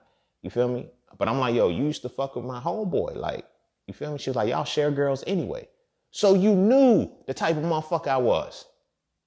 You feel me? But I still didn't have to do that shit to her. When I look back in hindsight, when I look at what I saw in her face, what I saw in her eyes, it was different. That is a look that is on so many black women's faces, bro. You feel me? We talk that shit about we wanting to be healed. I'm telling you, I'm going to keep it a buck with you, bro. You're going to have to heal a lot of women. You're going to have to heal the women that and this is the metaphor that I use, and I'm going to tie it up with this. The earth. You feel me? And this is why I was talking biblically. This is why I was talking all these different things, because every connection teaches you that the woman is the earth. You feel me? And so many different allegorical and metaphorical things. You know, the Bible, it says, you know, from the earth from the earth you come, to the earth you will return to live. And that like, you know, we come out of the womb, then we have to go back in the womb to plant the seed to live again. It's real shit. You feel what I'm saying? When it told us that, you know, it's quote unquote a curse, but it was like, yo, man, you're going to be responsible with taking care of the land. Be fruitful and multiply. You're going to be responsible with taking care of the land. The land is the earth. What is the earth other than a woman? You feel what I'm saying? Like, we talk this crazy shit about, yo, I'm not healing no woman. Like, she got daddy issues. She got like, yo, you're going to have to fix that. You're going to like, if that's the woman you're going to be with, you're going to have to work through that. My sisters, listen, just as the same as if that's the man that you want to be with, whether you want to or not, you have to heal that shit within him too. Just like he has to heal the shit within you. You feel what I'm saying? If you feel like a motherfucker gotta have like certain shit can't be healed alone. I need people to understand that shit. Certain shit can't be healed alone. You need somebody in your presence to heal it. Okay? If you have daddy issues, case in point, I have a lot of paternal energy. I don't fucking know why. I don't know why. You feel me? Father's Day motherfuckers hit me up. Yo, happy Father's Day. Bitch, I ain't got no kids, bruh. The fuck? But you like a father figure to so many people. Yo, you just don't see it. I got a lot of paternal energy. You feel me? I did an episode on this too about fraternal energy, spousal energy, and paternal energy. The different types of masculine energy that we have. You feel what I'm saying? So I got a lot of paternal energy. Women come to me and I'm like, yo, and a lot of the women that have come to me, they have fucked up relationships with their fathers. I know so much so that when panic hits, I'm the first person they call. Where does that innate ability come from? Where does that innate desire to come from? Your father. When problems arise, the first person that you go to is your paternal energy source. That's where women go to. That's their paternal energy source. You feel what I'm saying? When my homegirls, they like, yo, I need some clarity on something. I'm the first person they hit up. And I know to turn them, let me turn on my paternal energy on this one, because this is where you're coming from, right? You have to heal that within her. It's going to be your energy that heals the energy that damaged her. From the fraternal energy, the spousal energy, and the paternal energy. You feel me? All of these things have a significant point. So my brothers, you have to be like, everything that I've done wrong to a woman has manifested itself in a relationship. And I could have, I'm not dealing with this toxic shit. Bitch, you planted the seed for the toxicity, motherfucker. You got to deal with it. You feel what I'm saying? So now it goes back to the earth, right? We look at how, I'm not healing that. She got to do that shit on her own. But we won't do the same shit to earth. We'll collectively say some shit like, yo, let's go buy some land and grow our own food. Thinking it's as simple as just putting a fucking seed in the ground. Nah, you got to go to the land. You got to see if the land is even inhabitable. You got to see if what the creatures of the land are, who's going to be affecting the crops. How can you handle? There's a lot of things that go into it. You feel me? Sometimes you have to scorch the land in order to start it anew. You feel what I'm saying? Sometimes the land could have been salted so that it can't grow anything. And you have to you have to flush the land out, drain it, irrigate it, keep it flowing, and get all of the salt out so that way it can produce viability again. You feel what I'm saying? A lot of these things have to go into the potential of the earth. You feel me? We get that. We know I'm not going to grow no motherfucking organic quality ass motherfucking tomatoes and watermelon in the motherfucking sand or in dirt or in soil that will not grow. It makes no sense. We get that shit. But yet we don't apply the same things to the earth that we have to interact with. We want this earth to do everything on its own. Oh yeah, heal yourself, come back, and then be ready for my seed. No, you have to prepare the earth for your seed, motherfucker. That's the deeper aspect of protecting and provision. That's the deeper aspect of manliness and being a man and shit and all of that. That's the deeper aspects to all of this shit. We don't want to address that. We don't want to talk about that though, because that requires us to look at life differently. That requires us to be hands-on. So many motherfuckers, they don't understand how deep misogyny is. You feel me? Motherfuckers be like, yo, you're misogynists who love vagina. So of course I'm not going to take care of the fucking being. I don't like women. I like vagina. I don't like women. I don't like them. So she come in, she got these issues. And that's always been one of my downfalls. I've always said this shit to people. My greatest strength and my greatest weakness are the same. And it's women. Women are my greatest strength and my greatest weakness. It wasn't until I understood that principle. Everybody in life has a greatest strength and a greatest weakness. I'm not saying everybody's is going to be women. I'm not saying the black man's is women. I understand that what I'm about to say next is not going to be like a bashing moment or anything like that. But my greatest strength and my greatest weakness is the same thing, and it's women. You feel what I'm saying? And it wasn't until I understood this that I learned how to only use it for my strength. Oh, y'all can make me stronger too. Because and see, that's one of the things that we have to deal with. As men, if some of us do have this, we share the same strength and weakness, but you only focus on the weakness part. You only focus on the fact that it can make you weak. You don't focus on what it can do to make you strong, but what you need to do for it to make you stronger. Because if this is making you weak and this is the life that you're living, you're already seeing what catalyst you are that can cause it to make you weak. What catalyst will you have to be for it to make you stronger? You feel what I'm saying? I seen this post about with some, I guess I would call them ratchet white women talking about this is the black man's weakness. You damn right it's the black man's weakness, because the black woman is the black man's strength. They are the weakness. That means they're going to bring us down. They're going to make us weak. You feel me? That's my weakness. That's what's going to destroy me. You feel what I'm saying? But the black woman is like, yo, when I realized that women are my greatest weakness and my greatest strength, you feel me? I just tapped into what I want the strength to be. So what do I need to do to bring out, you know what I'm saying? Like, then I started looking, I have a lot of work to do with the women that are coming to my space. These last 10 years, every woman that I have been involved with has been, I got to heal you. Damn. That ain't clear yet. But I will say this though. Of all of the women that I've been involved with in my day, even if I wronged them, I know this is gonna sound crazy, but we're still cool today. Like if we ran into each other in the streets, we'll have a regular conversation like, oh my gosh, I haven't seen you in so long. I'd be trying to get, let me just get on about my business. But I enjoy the conversation. You feel what I'm saying? Because it's different. It's different.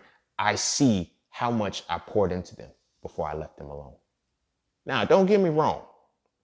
In the past, even when I was doing my hoeing, women still fuck with me because of that. Because I let them feel. I let them develop and grow. And, we're going to mature and grow together. I set standards at every level of life that I was at. You feel me? Like, I be telling, like when exes come back, like when women have those boyfriends that, why my girl in your likes or some shit like that, I be like, bro,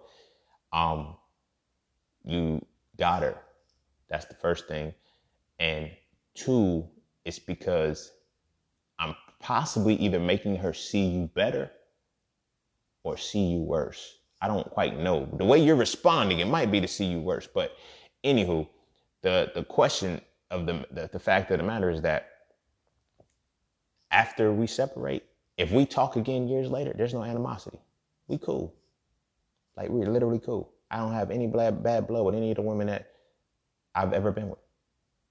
Except the one who told me never to speak to her again after I broke up with her after the 8th grade. But come on, it was 8th grade, bro. It was 8th grade. And I remember I seen her again, like I had to be like freshman year in college or junior year in college, senior or sophomore year in college, whatever it was. Me and my sister went to her cousin's house and she was over there. And so I stayed in the car.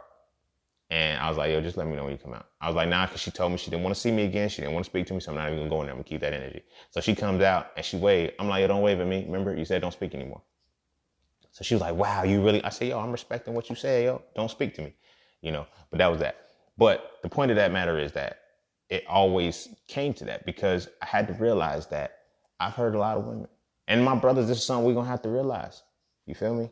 That we're going to have to heal the women that we're going to have to heal women we didn't hurt if we want to continue our progeny. It's just the way it goes. I talk to women now who think like I got a lot of inner work to do. But some of that inner work, it has to be done with somebody. Some of that inner work has to be done with somebody. There's things that you just can't sit and meditate about all day long. There's things that the universe is gonna guide you to a specific person because they're who's gonna give you that. You feel me? That's something that I've learned. Like in the women that I've interacted myself with, I learned, oh, that's why I'm here and that's why you're here. We got some healing between the two of us that we have to do. You feel what I'm saying? And you'll start to learn and the dope part about it is this. Understand, I'm not saying medicate, but actually heal. To heal somebody is to spark them to heal themselves. Here's where it gets deep in that, because in the things that we bring to the surface that we reflect on, that we're able to show the similarities and the differences in them, and then we'll start to nurture them. And that's how we get to heal, because we create the safe space for it to be presented enough to be worked on. You feel what I'm saying? That's what the healing is about. So my brothers, I'm going to say it one more time. You have to be in a position that if you want a future relationship, if you want that relationship that, yo, this is going to be the last person I'm with, we're going to have kids, we're going to have babies, and we're just going to live our lives, have businesses and shit, you're going to have to heal her. My sisters, you're going to have to heal him too, but this one is about y'all. My brothers, you're going to have to heal her. You're going to have to spend some time being the punching bag. Now, I'm not saying get punched either. You feel me? You'll know how to do the shit if you really in tune with what you're supposed to be in tune with. But you're going to take punches that you have to tell her to stop hitting you for. Now, granted, we can talk that shit. You making me pay for the sins of another motherfucking man. It's really not the sins of another fucking man. We're all off the same template. Let that one marinate for your ass. You feel me? I had to start realizing, like, I'm not paying for the sins of another motherfucker. I'm paying for the sins that I did to another motherfucker. Like, you feel what I'm saying? It started to get like that because when we can collectively say, when fathers can tell their daughters, boys only want one thing, we know that there has to be a universal template that we all fucking follow. All of us, no exceptions. Daddies too. Everybody follows the same motherfucking template. That's why we own. That's why we know boys only want one thing. That's why we know boys are going to break your heart. That's why you know boys are going to do wrong, and that's why we tell you to stay away from them. Because rather than changing the fucking template, we keep the template and just say, hey, arm yourself. But if you get got, you get got. And then we're going to tell our sons to follow the same motherfucking template. How much insanity is that? To teach your daughter to avoid the template, to teach your son to follow the template. What the fuck you think is going to happen? Now the daughter's going to give into the template. Do you know why the daughter's going to give into a template? Because your son is going to be using that template on her friends. That son is going to be using the template on her peers, on the women that are in her, like, if they're close in age, women that are in her space. You feel what I'm saying? The son is going to do that because it's like, yo, this is my brother. I love him. So I fucks with men with this energy. And then it keeps going. And then now she gets older. Now she's 25, 26, 27, going in her 30s. Oh, damn, she hurt. Damn, she broke it. Well, you just got to pick the right dudes. Just because you wasn't picking the right dudes, she could have picked the wrong dudes. She could have picked as many wrong dudes as in the world. But now you have to flip that because you say we can't do that shit. We can't be like, oh, yo, you were just picking the wrong dudes as we did stupid shit to women. Were we the wrong guys? We don't want to talk about that shit. You feel me? We don't ever want to talk about that shit. About how good of a person we claim to be, but at the same time, how many fucked up women, like, you feel me? I admit my faults. I'm a good man now. The fuck? Like, I'm a good man now and whenever I was in a relationship, because I didn't cheat. You feel me? But now I'm a phenomenal being in a relationship. But at the time, fuck no. I'm not going to sit there. I can't gauge what I did now off of what I did then because what I am now was not alive then. You feel what I'm saying? So I can come to you all day long and speak on my present. Like, yeah, you know, I'm about uplifting women and all shit, but I still got to clear those debts. I can't absolve myself of them. I can't say, oh, yo, you know, I can't deal with you because, you know, you still holding on to your past. Bro, I get it. Because I have to deal with that shit. You're holding on to your past so I can understand what I did in mine. I know it seems so paradoxical. It's like, what? Yes, you're holding on to what you're holding on to from your past because I have to deal with what I did in my past. And it's an understanding how I'm interacting with you that I'm able to understand what I actually did to those people. You feel what I'm saying? What I actually did to those people, which was fucked up. You feel what I'm saying? I can't be, oh, just because I'm good. I told her the truth. I told her what it was. That's bullshit, man. That's bullshit. We got to stop using that as a motherfucking excuse. It sound good. You feel me? It sound real, real good. But the reality is that it's not. Because it's still like, regardless of what I'm telling her, yo, you know, we just kicking it. We just fucking. But at the same time, I'm tapping into your feelings. I'm making you feel good. I'm making you better. I'm like, but we still fucking. That's not cool. That's not right. But all of this shit is what our women are holding on to. All of this shit creates the earth that we desire, that we want to plant a seed in. Now, I'm not just talking about a physical seed. These are your mental seeds. These are your spiritual seeds too. Because that earth is going to grow the shit. I don't give a fuck. Like, y'all can talk that bullshit all you want to. I have yet to be involved with a woman who I did not pour into and she did not make me better. Now, they may have got a little jealous and wanted to sabotage my shit after I got a little too much better, but I have never been in a situation where I tended to the earth that was mine, that I said, this is my earth. I like this soil. This is my soil. So I'm going to put nitrogen in it because I know nitrogen helps plants grow. I'm going to fucking, oh, you salted? I'm going to drain all of them. I'm going to pay the water bill to drain the full land. So all of the salt goes away and we can get the irrigation popping in. You feel what I'm saying? I'm going to take my backhoe and I'm going to work the whole motherfucking land. I'm going to get my ox and shit. Sun up to sundown. I'm going to be working this whole motherfucking farmland. I'm going to be putting in the motherfucking work for the farmland. I'm going to water it, damp it. I'm going to make sure everything is cool. I'm going to make sure that it's nice and soft within my fingers. I'm going to really take care of it. Then I'm going to plant my seed. Then I'm going to plant my motherfucking seed. You feel what I'm saying? We we are, excuse me, we are acquiring land. We are acquiring the earth, aspects of the earth. We are acquiring land, and we don't want to take care of it. We don't take care of it. We continue to litter on it. We continue to put shit on it. We continue to damage it. We plant the seeds and walk away from the motherfuckers thinking that the earth is just going to take care of it by its damn self. We do certain shit as farmers that we ain't supposed to do. You feel what I'm saying? The farm is supposed to be continually cultivated, taken care of, nurtured, replenished, rested. There's supposed to be a time period in which you say, okay, I'm gonna rest the land. I'm not growing shit. I'm not putting anything into it. I'm gonna just let the land rest. There's times when we're supposed to be doing all of that shit. There's times when, when the harvest is ready, you take it. You feel me? You replant. You feel me? You grow, you take care of it. You spend time with the motherfucking land. We can get this shit when it comes to farming, but yet somehow, some fucking how, it's oblivious when it comes to our very women. They are the earth. They are the earth in which our seed has to go back into. But yet, we complain about the task of having to fix, maintain, and refurbish and reinvigorate the very earth that we want to plant all of our seeds in.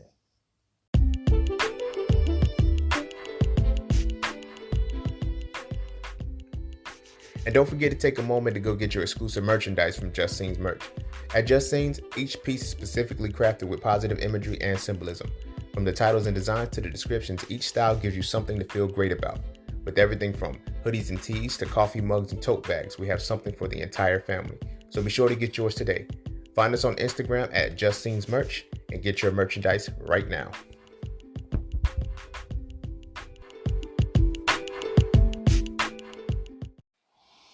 All right, I'm gonna wrap it up there, y'all.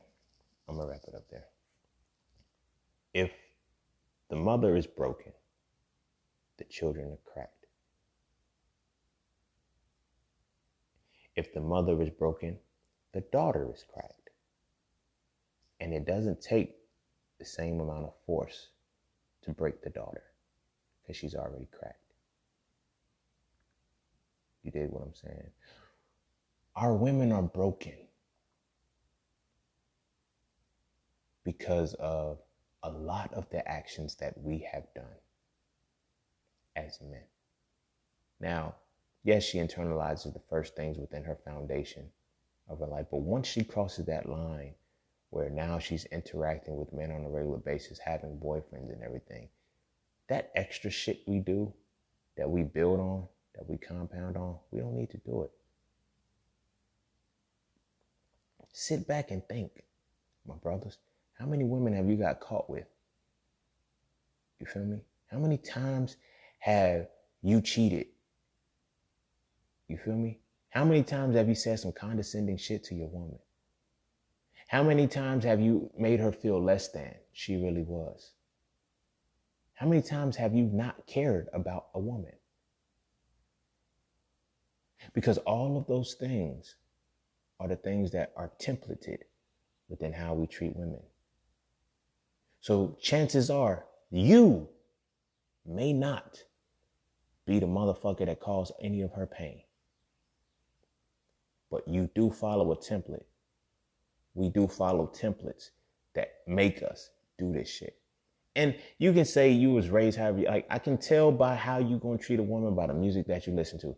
I'm not trying to be funny or rude or anything like that, but I can tell if everything is bitch, bitch, bitch, bitch, bitch, bitch, bitch, that's how you gonna see your women. You feel me? If everything is love making, that's how you gonna see your women. You feel what I'm saying? If everything is fuck these bitches, I love my niggas, that's what you're gonna be dealing with. You feel me? So imagine, we gotta imagine and really look at all of the shit that we do to our women. The very thing, the very baggage. I told this to a woman one time. I was like, look, bro, I know you got baggage. I got baggage. But if you come into the space, we're unpacking that shit and throwing the bags away, and we throwing away all the unnecessary shit. I said, I'll fucking unpack it with you, but we not carrying these bags. And I'm in that. I mean that. Any woman that I'm with, because now I get why I have to do that shit. If I say I want beautiful children, if I say I want smart children, if I say I want these types of children, I can't talk about wanting the apple, wanting the tree, and then dismissing the earth. It don't make no sense. It doesn't make any sense. You feel me? There's things that I have to fix within myself. You feel me? For my seeds to have a viable, to be what I need them to be. But more importantly, that I have to take care of the earth. You feel what I'm saying? I look at and I mentioned this, that this is why I be fucking up sometimes, because I look at every interaction with women as a potential relationship. Now, I always go through levels: first platonic, then intimate, then romantic, then intimate. But you feel what I'm saying? But I always go with that intention that, so from the jump, it's a vice of mine. You feel me? Like I said, women are my weakness and my strength. I know this about myself. Women are the only thing that can break me down and build me up. Only thing that's ever been able to do that. You feel what I'm saying? But in learning that aspect of myself and learning that in giving to the women, I understood how to make them my strength. You feel me? How to make them my strength. And that comes from cultivating the earth. You feel me? If I know, okay, because everybody has the potential. You never know. Motherfucker might just sneak up on you. But if we friends and shit, cool. If not, we'll walk away. But it's like setting up that, my brothers, every woman that you meet, this point forward, really consider this shit. If this ain't something that you want to do, stop dating. Stop deciding that you want to have a relationship. Like, on some real shit, I'm going to keep it a whole 100 with you. This is for both of y'all, men and women. If you don't want to heal the person that you're involving yourself with, don't even be in a relationship with them. I get it, 100%. Everybody has their own inner work to do. But some people, that inner work can only be done by the people they involve themselves with. I'm not saying be hands-on and take care of, no, with love comes correction. You should hold a mirror and you bring light to the reality of what you're dealing with this person, to spark them to heal themselves, not medicate them, to heal themselves. You feel what I'm saying? And that's what we're going to have to do going forward. Like, you feel what I'm saying? Like, when I was talking to the brother and shit about, he said, I tell all black men, Western black men not to date Western black women because I'm like, no, like that logic makes no sense. Because by that same principle, we have, because it was like, he said, all Western black women are going to, have a baby, trap you all baby. I'm like, no. I said, the problem is y'all the type of dudes that only wanted the bad bitches. And then y'all get mad when the bad bitched you. You feel me? You can't do that. Like, you can't want a specific behavior from somebody and get mad when that behavior exposes itself because you didn't like it. Oh, you weren't supposed to do that to me. You feel me? Like I said, bad bitches and real niggas are the same thing. A bad bitch will finesse you just the same. You feel me? Trust me. I've had a couple baddies come on to me, try to treat me like a lick, not knowing what I know what a lick was. You feel me? Because like I said, I've always grown up to where when people see me with, they're like, yo, I thought you only dated white. What? What you mean you only dated white? What kind of bullshit is that? Don't ever disrespect me, homie. Don't disrespect me or my mama like that ever again.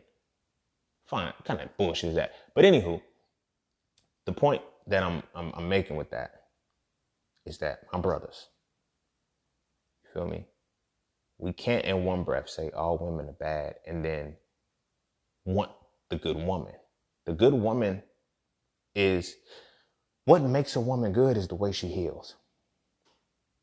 You dig what I'm saying? Not what she suppresses, is what she heals, what she liberates herself from. My brothers, you have to be the catalyst for that. You have to be the catalyst for that. And if you want longevity out of your relationship, if you want the fruit to grow properly, you have to tap into those things. You feel me? If I want certain things to manifest from her perspective, right? I need to get her mental. I need to put her mental on point to be able to see what I'm seeing. If I want certain manifestations to happen on the spiritual side, I need her spiritual on point to be on the level that I'm saying. Now, this is not about controlling. It's not about controlling, but it's about liberating. Liberate a woman to let her do what she's going to do anyway. You feel what I'm saying? Now, this is why you have to go through the phases. Don't just jump to, oh, I want a romantic relationship. Oh, here, I was here for you. I was this, I was that. I was nah. Don't do that, because that might not be a relationship of longevity. But that is a relationship for healing that needs to take place. You feel me? When it's time to split ways, you'll know if it's time to split ways. But I can guarantee you, the woman that is going to be built for you, the woman that is, she's not healed. Just like you're not healed. And then my sisters, y'all got to understand that you're going to meet the men who are going to break you down. You feel me? And I don't mean, let me rephrase that. Not break you down, but break down your walls effortlessly.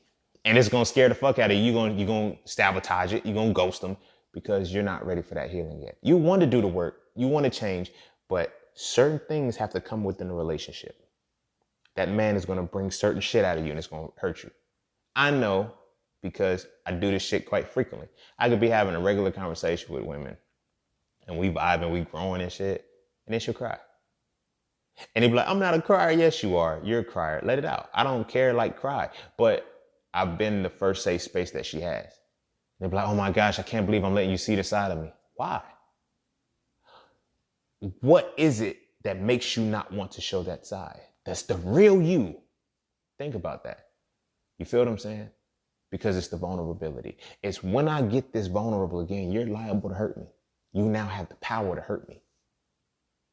You feel what I'm saying? Why do you think, man, women be settling a lot? Settling for motherfuckers that's emotionally unavailable because they know that you can't. The most pain that you can inflict on a woman like that, of course, is cheating when you're emotionally unavailable. But she knows that, she starts to understand the conditioning and that becomes a type because it's easier to walk away from something that she's dealt with. But on the other side of that, when you're the attraction, you feel me? You're gonna have to heal shit. You're gonna have to deal with shit. You're gonna have to deal with pains and shit. Like, the older I get and the more mature I get and the more I advance spiritually, I start to see how fucked up I was as a teenager to women, bro. Because I'm like, damn, that's a different perspective. It's like hearing the story, it's like, that's crazy. You feel me? I did some sick shit to women. Like, not on off the wall over top shit. I remember I told a woman one time this, I was in high school, I was 10th grade. And I didn't want to go with this girl, but I didn't tell her no. I couldn't just say no because she really, really liked me and shit. And so I said, I tell you what, you suck my dick, I'll be your man. Thinking that she would just, nah, fuck that. I'm not, like, she would get the hint. Because at the time, I didn't know how to turn it down without, you know what I'm saying, the right way. So I tell you what, you suck my dick, I'll be your man. Next day, she gave me some head. I said, damn, do I really got to go with you now? And then I was like, y'all was just playing. I didn't think you was going to do it. You feel me? Like, it's little shit like that we have had women go up that are willing to do anything for us. And we fucked them over. We damaged them. We broke them. And now the next man that, has to deal with the shit that we put in on. Now, like I said, I'm not worried about the familial shit. That's some shit you ain't got to control. But there's the spousal connection that you have with the woman. It's because you're healing. You have to be the catalyst to heal that shit. You may not want the responsibility. You may not think it's yours. It is, though. The moment now, if you was a square, you feel me? All kudos to you. If you was one of these motherfuckers who never really had the girls or never involved yourself with the girls and all of that shit or whatever, blah, blah, blah. And it's like, I've never wronged a woman or anything like that. So you're right. You may not deserve it. You may not deserve for that woman not to be healed with you. But here's the other side to that. You don't deserve a woman who's experienced life. So while you may feel, I never did any of the things that, I did, like, you experienced a level of life that that you're going to have to understand with her. You feel me? I'm able to understand the pains that women bring to me because like I said, I inflicted those pains. It's like, damn, it's different now. It's different now. The very shit that I would be willing to scrap a motherfucker down for if he did it to my sister, I was doing it to women.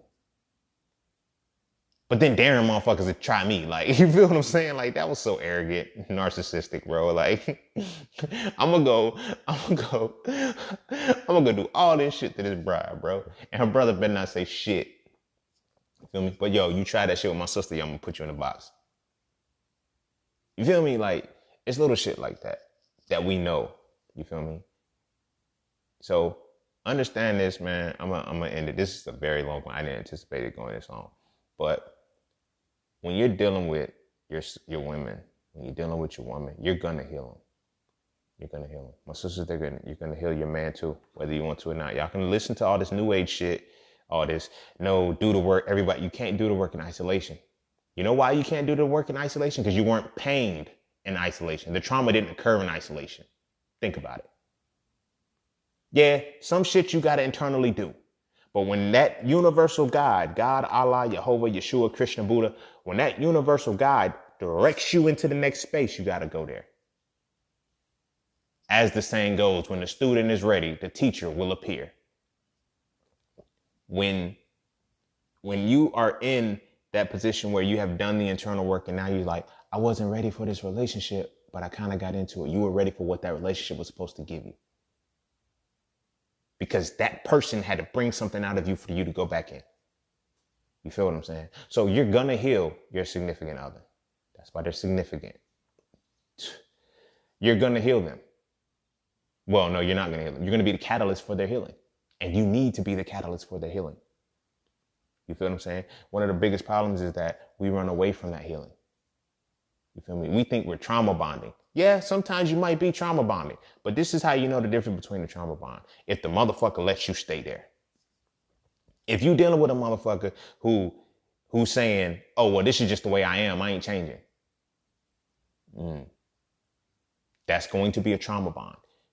But if you're dealing with somebody who says, yo, man, I do not like that I respond to situations like that. There's hope. There's hope there, buddy. There's fucking hope. But nah, that's a person who has been gravitated towards you for you to spark their healing. You feel me? The stubborn motherfucker who says that, you're still going to heal them too. Their healing is just going to be in your absence. It's not going to be until you plant all of the seeds and walk away. Then they're going to come back on some retrograde shit like, oh my gosh, I really miss you. You look good. I seen you. Da, da, da, da. Yeah, whatever. You feel me? But you're going to be sparked for the catalyst of healing. It's just inevitable, you know. But it's in determining how this person, you know, yo, I got these pains, you got these pains too. We ain't staying here though. You know that, right? We're not staying in this space. That's what it means to love somebody. That's what it means to be in that. But our black women, we got to go through that shit, bro. We going to have to go through that shit. Like, that's one of the reasons why I got so much patience with black women. Because when I look at the strength of my mama, it's like, damn. I used to admire it. I used to love it. Now it hurts me. Because it's like, how the fuck you get that strong? Yeah, we want the strong black woman. But we don't want to deal with the strength. Like, we don't want to deal with what made her strong. We don't want to face that. We don't want to uncover that shit about her.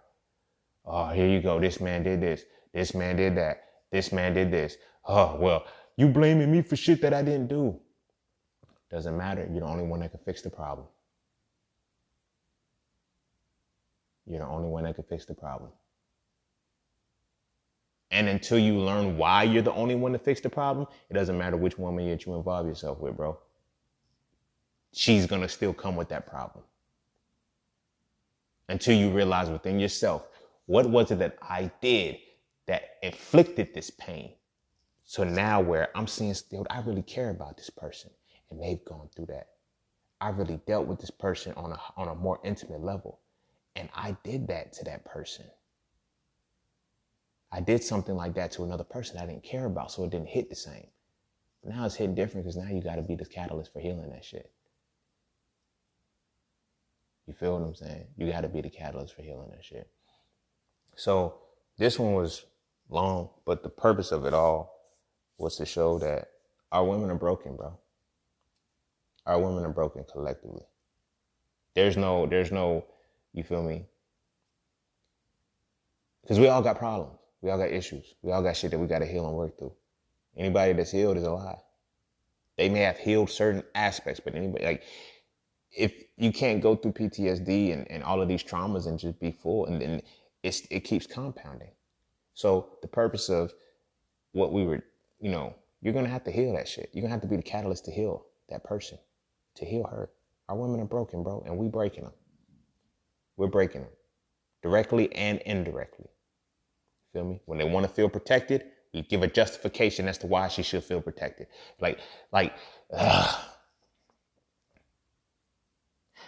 And when the women are broken, the children are cracked. You feel me? Women are broken, the children are cracked. When the mama is broken, the daughter is cracked. And it goes off from that. You feel me? So all of that was to say this. My brothers, prepare. If you constantly are running into, stop trying to, the only intention that you should be putting in men, I'm going to keep it 100 with you, right? I'm going to say this, and this is going to end it, because I got this concept when I used to go to the club and shit. And my cousin, he used to be a club promoter. He put me onto it. He said, bro, women are always going to give you the money. He said, women are always going to get you the money. I said, the fuck you mean? You pimp? He was like, nah, bro, I'm saying. He said, look, when I run my clubs, he said, whenever I promote a party, he said, I make sure that I set it up for ladies to get in before 10, right? Or he said, well, the ladies get in at 10:30, from 10:30 to 11, right?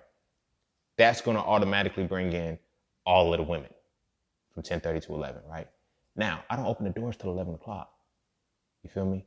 So I'm only letting in 15 for free. He said, but when we have ladies' night, men are going to come in droves. He said 2 to 3. He says usually 2 to 3 for every woman that comes. He said it's like clockwork. He said, so the extra dudes we can bring in just by saying that women are there, we make the money back.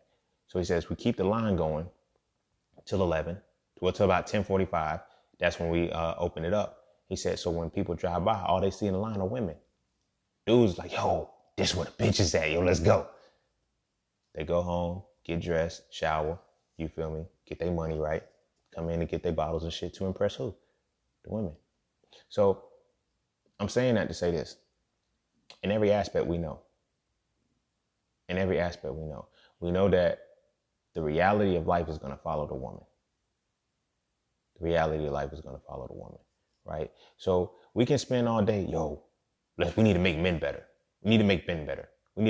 I can promise you, this is real shit. If we heal the women,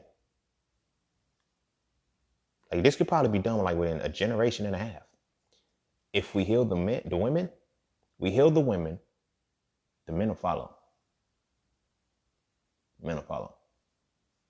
I'm so serious. Men will change their whole persona, change their whole attitude, mentality, just to be with that type of woman if you really want to.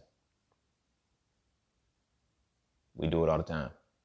The club example was just an example, but yeah, it's literally like that on everything. If we know women gonna be there, we gonna show up. So if women are showing up to a healed space, healed, they're showing up in our space healed, what do you think we have to show up as? But in order to do that, my brothers, we're going to have to take the hit. We're going to have to take the hit, and we're going to pay the debt for all of the debt that we put in. You can continue to keep accumulating the shit, right? But at some point, it has to stop. At some point, you can't get the realization when you have a daughter.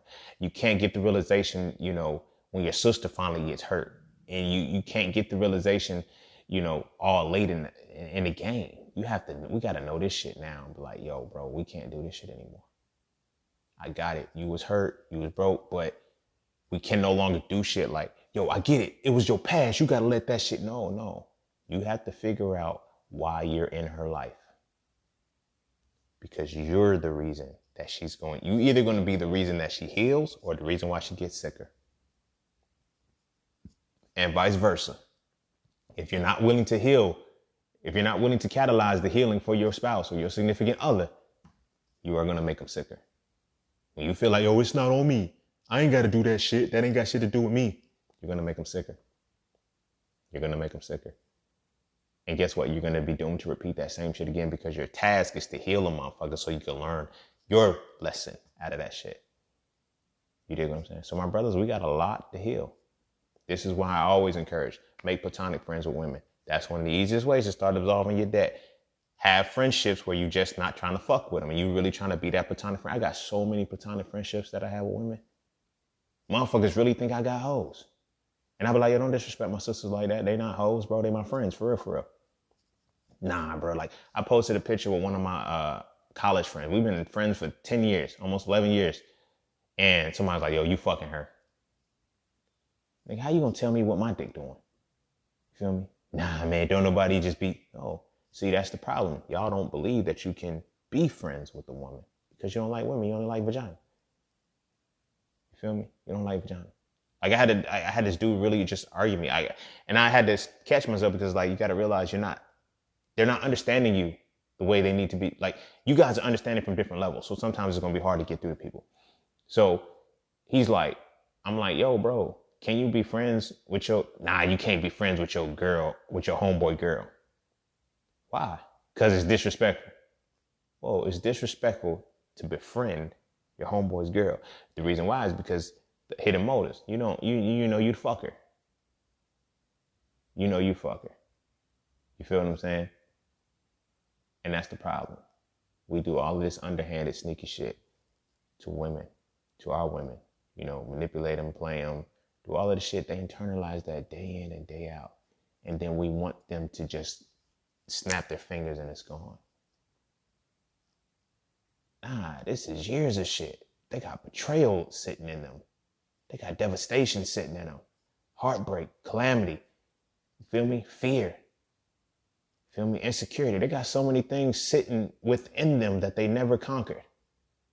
Because we just keep adding to the sickness rather than healing them. Because it's not our problem. Because we're paying for the sins of another man. No. You're paying for your own sins with another being. Like when you really start to see that, you'll start to see the loop break, bro. I'm telling you, the cycle stops. You'll stop involving yourself with the same type of woman that you don't like. You feel me? Because you're dealing with the shit that you inflicted in another body. It's a fresh body too. It's one that you can't get sick of. You can't get mad at and say, okay, well, I did this because she was doing that. Now you can't be on that tight time. Now it's a clean slate, but just the issue is still there. And you got to heal that shit because now you have to understand what you caused. Now you have to understand what you caused, but that's the only way to keep you from doing it again. You feel me? That's the only thing to keep you from doing it again. So, yeah, I appreciate whoever stuck around this motherfucker long. Yo, you the truth. You the motherfucking truth. I'm about to get out of here. As always, go kiss your babies. Make sure they eat their vegetables. Be sure to follow me on Instagram _just_scene_ and visit my website at iamjustscene.com. Kiss your babies. Make sure they eat their vegetables. And for my brothers, understand that you're going to heal the woman that you're with. And my sisters, now, this is not to say I'm not to say let his presence be your medicine, but let that man catalyze your healing. He's going to bring shit out of you that you didn't want brought out because you try to suppress it. Nah, that's what that relationship is for. The more shit he can bring out of you and transform you, the longer y'all will have a relationship together. I'm not trying to be funny. And I know it seems crazy, like, yo, why are you still single and you did this with these relationships with these women and shit? Because those women ran from the relationships. That's why we're still cool now. I didn't end it. They ended it because it was moving in a way that was bringing new light to them. You feel what I'm saying? And they started to see, oh, damn, I can't rush this. You're right, you can't. And I'm very patient, but they wanted it to move to where, nah, we got to heal this shit. You feel what I'm saying? But that's also why we're cool now. We knew relationship couldn't work, but that's why we're still cool now. We're cordial, we're able to speak because we know. You feel me? We know that, okay, yeah, you had healing that we got to get through. It's going to take time. You know what I'm saying? It's going to take time. So my sisters, when you get that, don't sabotage it. Don't fuck it up and think, oh, I don't deserve it. I don't deserve it. If you didn't deserve it, it wouldn't be in your space. You wouldn't have access to it. I'm going to say it like this. If you didn't deserve that shit, it wouldn't be accessible to you. Always remember that shit. If you don't deserve something, it's not accessible to you, but it's accessible to you when you put in the work to become, what was I about to say? Become more accessible to it. I fucked up. The shit was flowing so dope. All right. So when it becomes accessible to you, you deserve it. You just need to put in the work to earn it. That's it. That one sounds so much better. Feel me? When it can enter and cross into your space, whether it be something from a social media distance or you meet somebody physically that, you know what I'm saying? Whatever the case may be, when you are given access to it, right? Hear me well. The moment you're giving access to it, you deserve it. The universe shows you deserve it. However, you have to earn it. You have to earn it. And my brothers, this is not to say exploit this shit in women. Oh yeah, you feel me? She's got access to me now because she deserved me. So she got to earn me. No. It's none of that shit. Same shit goes for your ass too. You feel me? You have the access to it now because you do deserve it, but you have to earn it and you have to keep it. And how are you going to do that? By tapping in, healing, and truly going through the uncoverings. Because we have to deal with the shit that has been forced, that has been infused within them. We have to heal that shit in order for us to grow. So you feel what I'm saying? That's why we fall in love with potential, but we never tap into it because we don't want to heal the person. Because we know, damn, if you just heal, not realizing that, if I just spark your healing, not hands-on heal you will be your medication, but if I just spark your healing, you'll transform. But see, we try to do the healing for them, and that's why we get fucked up. We don't try to spark it. You feel me? It's simple to spark it. Just ask the right questions. But again, I'm not going to go on too much because this one is already long. So kiss your babies. Make sure they eat their vegetables. And remember whatever quotables I said, because I feel like they were very impactful because they resonated with me. And I needed to hear this shit too, myself, more, But yeah, as always, I'll see y'all on the next one. Peace, love, knowledge, and freedom. I'm out.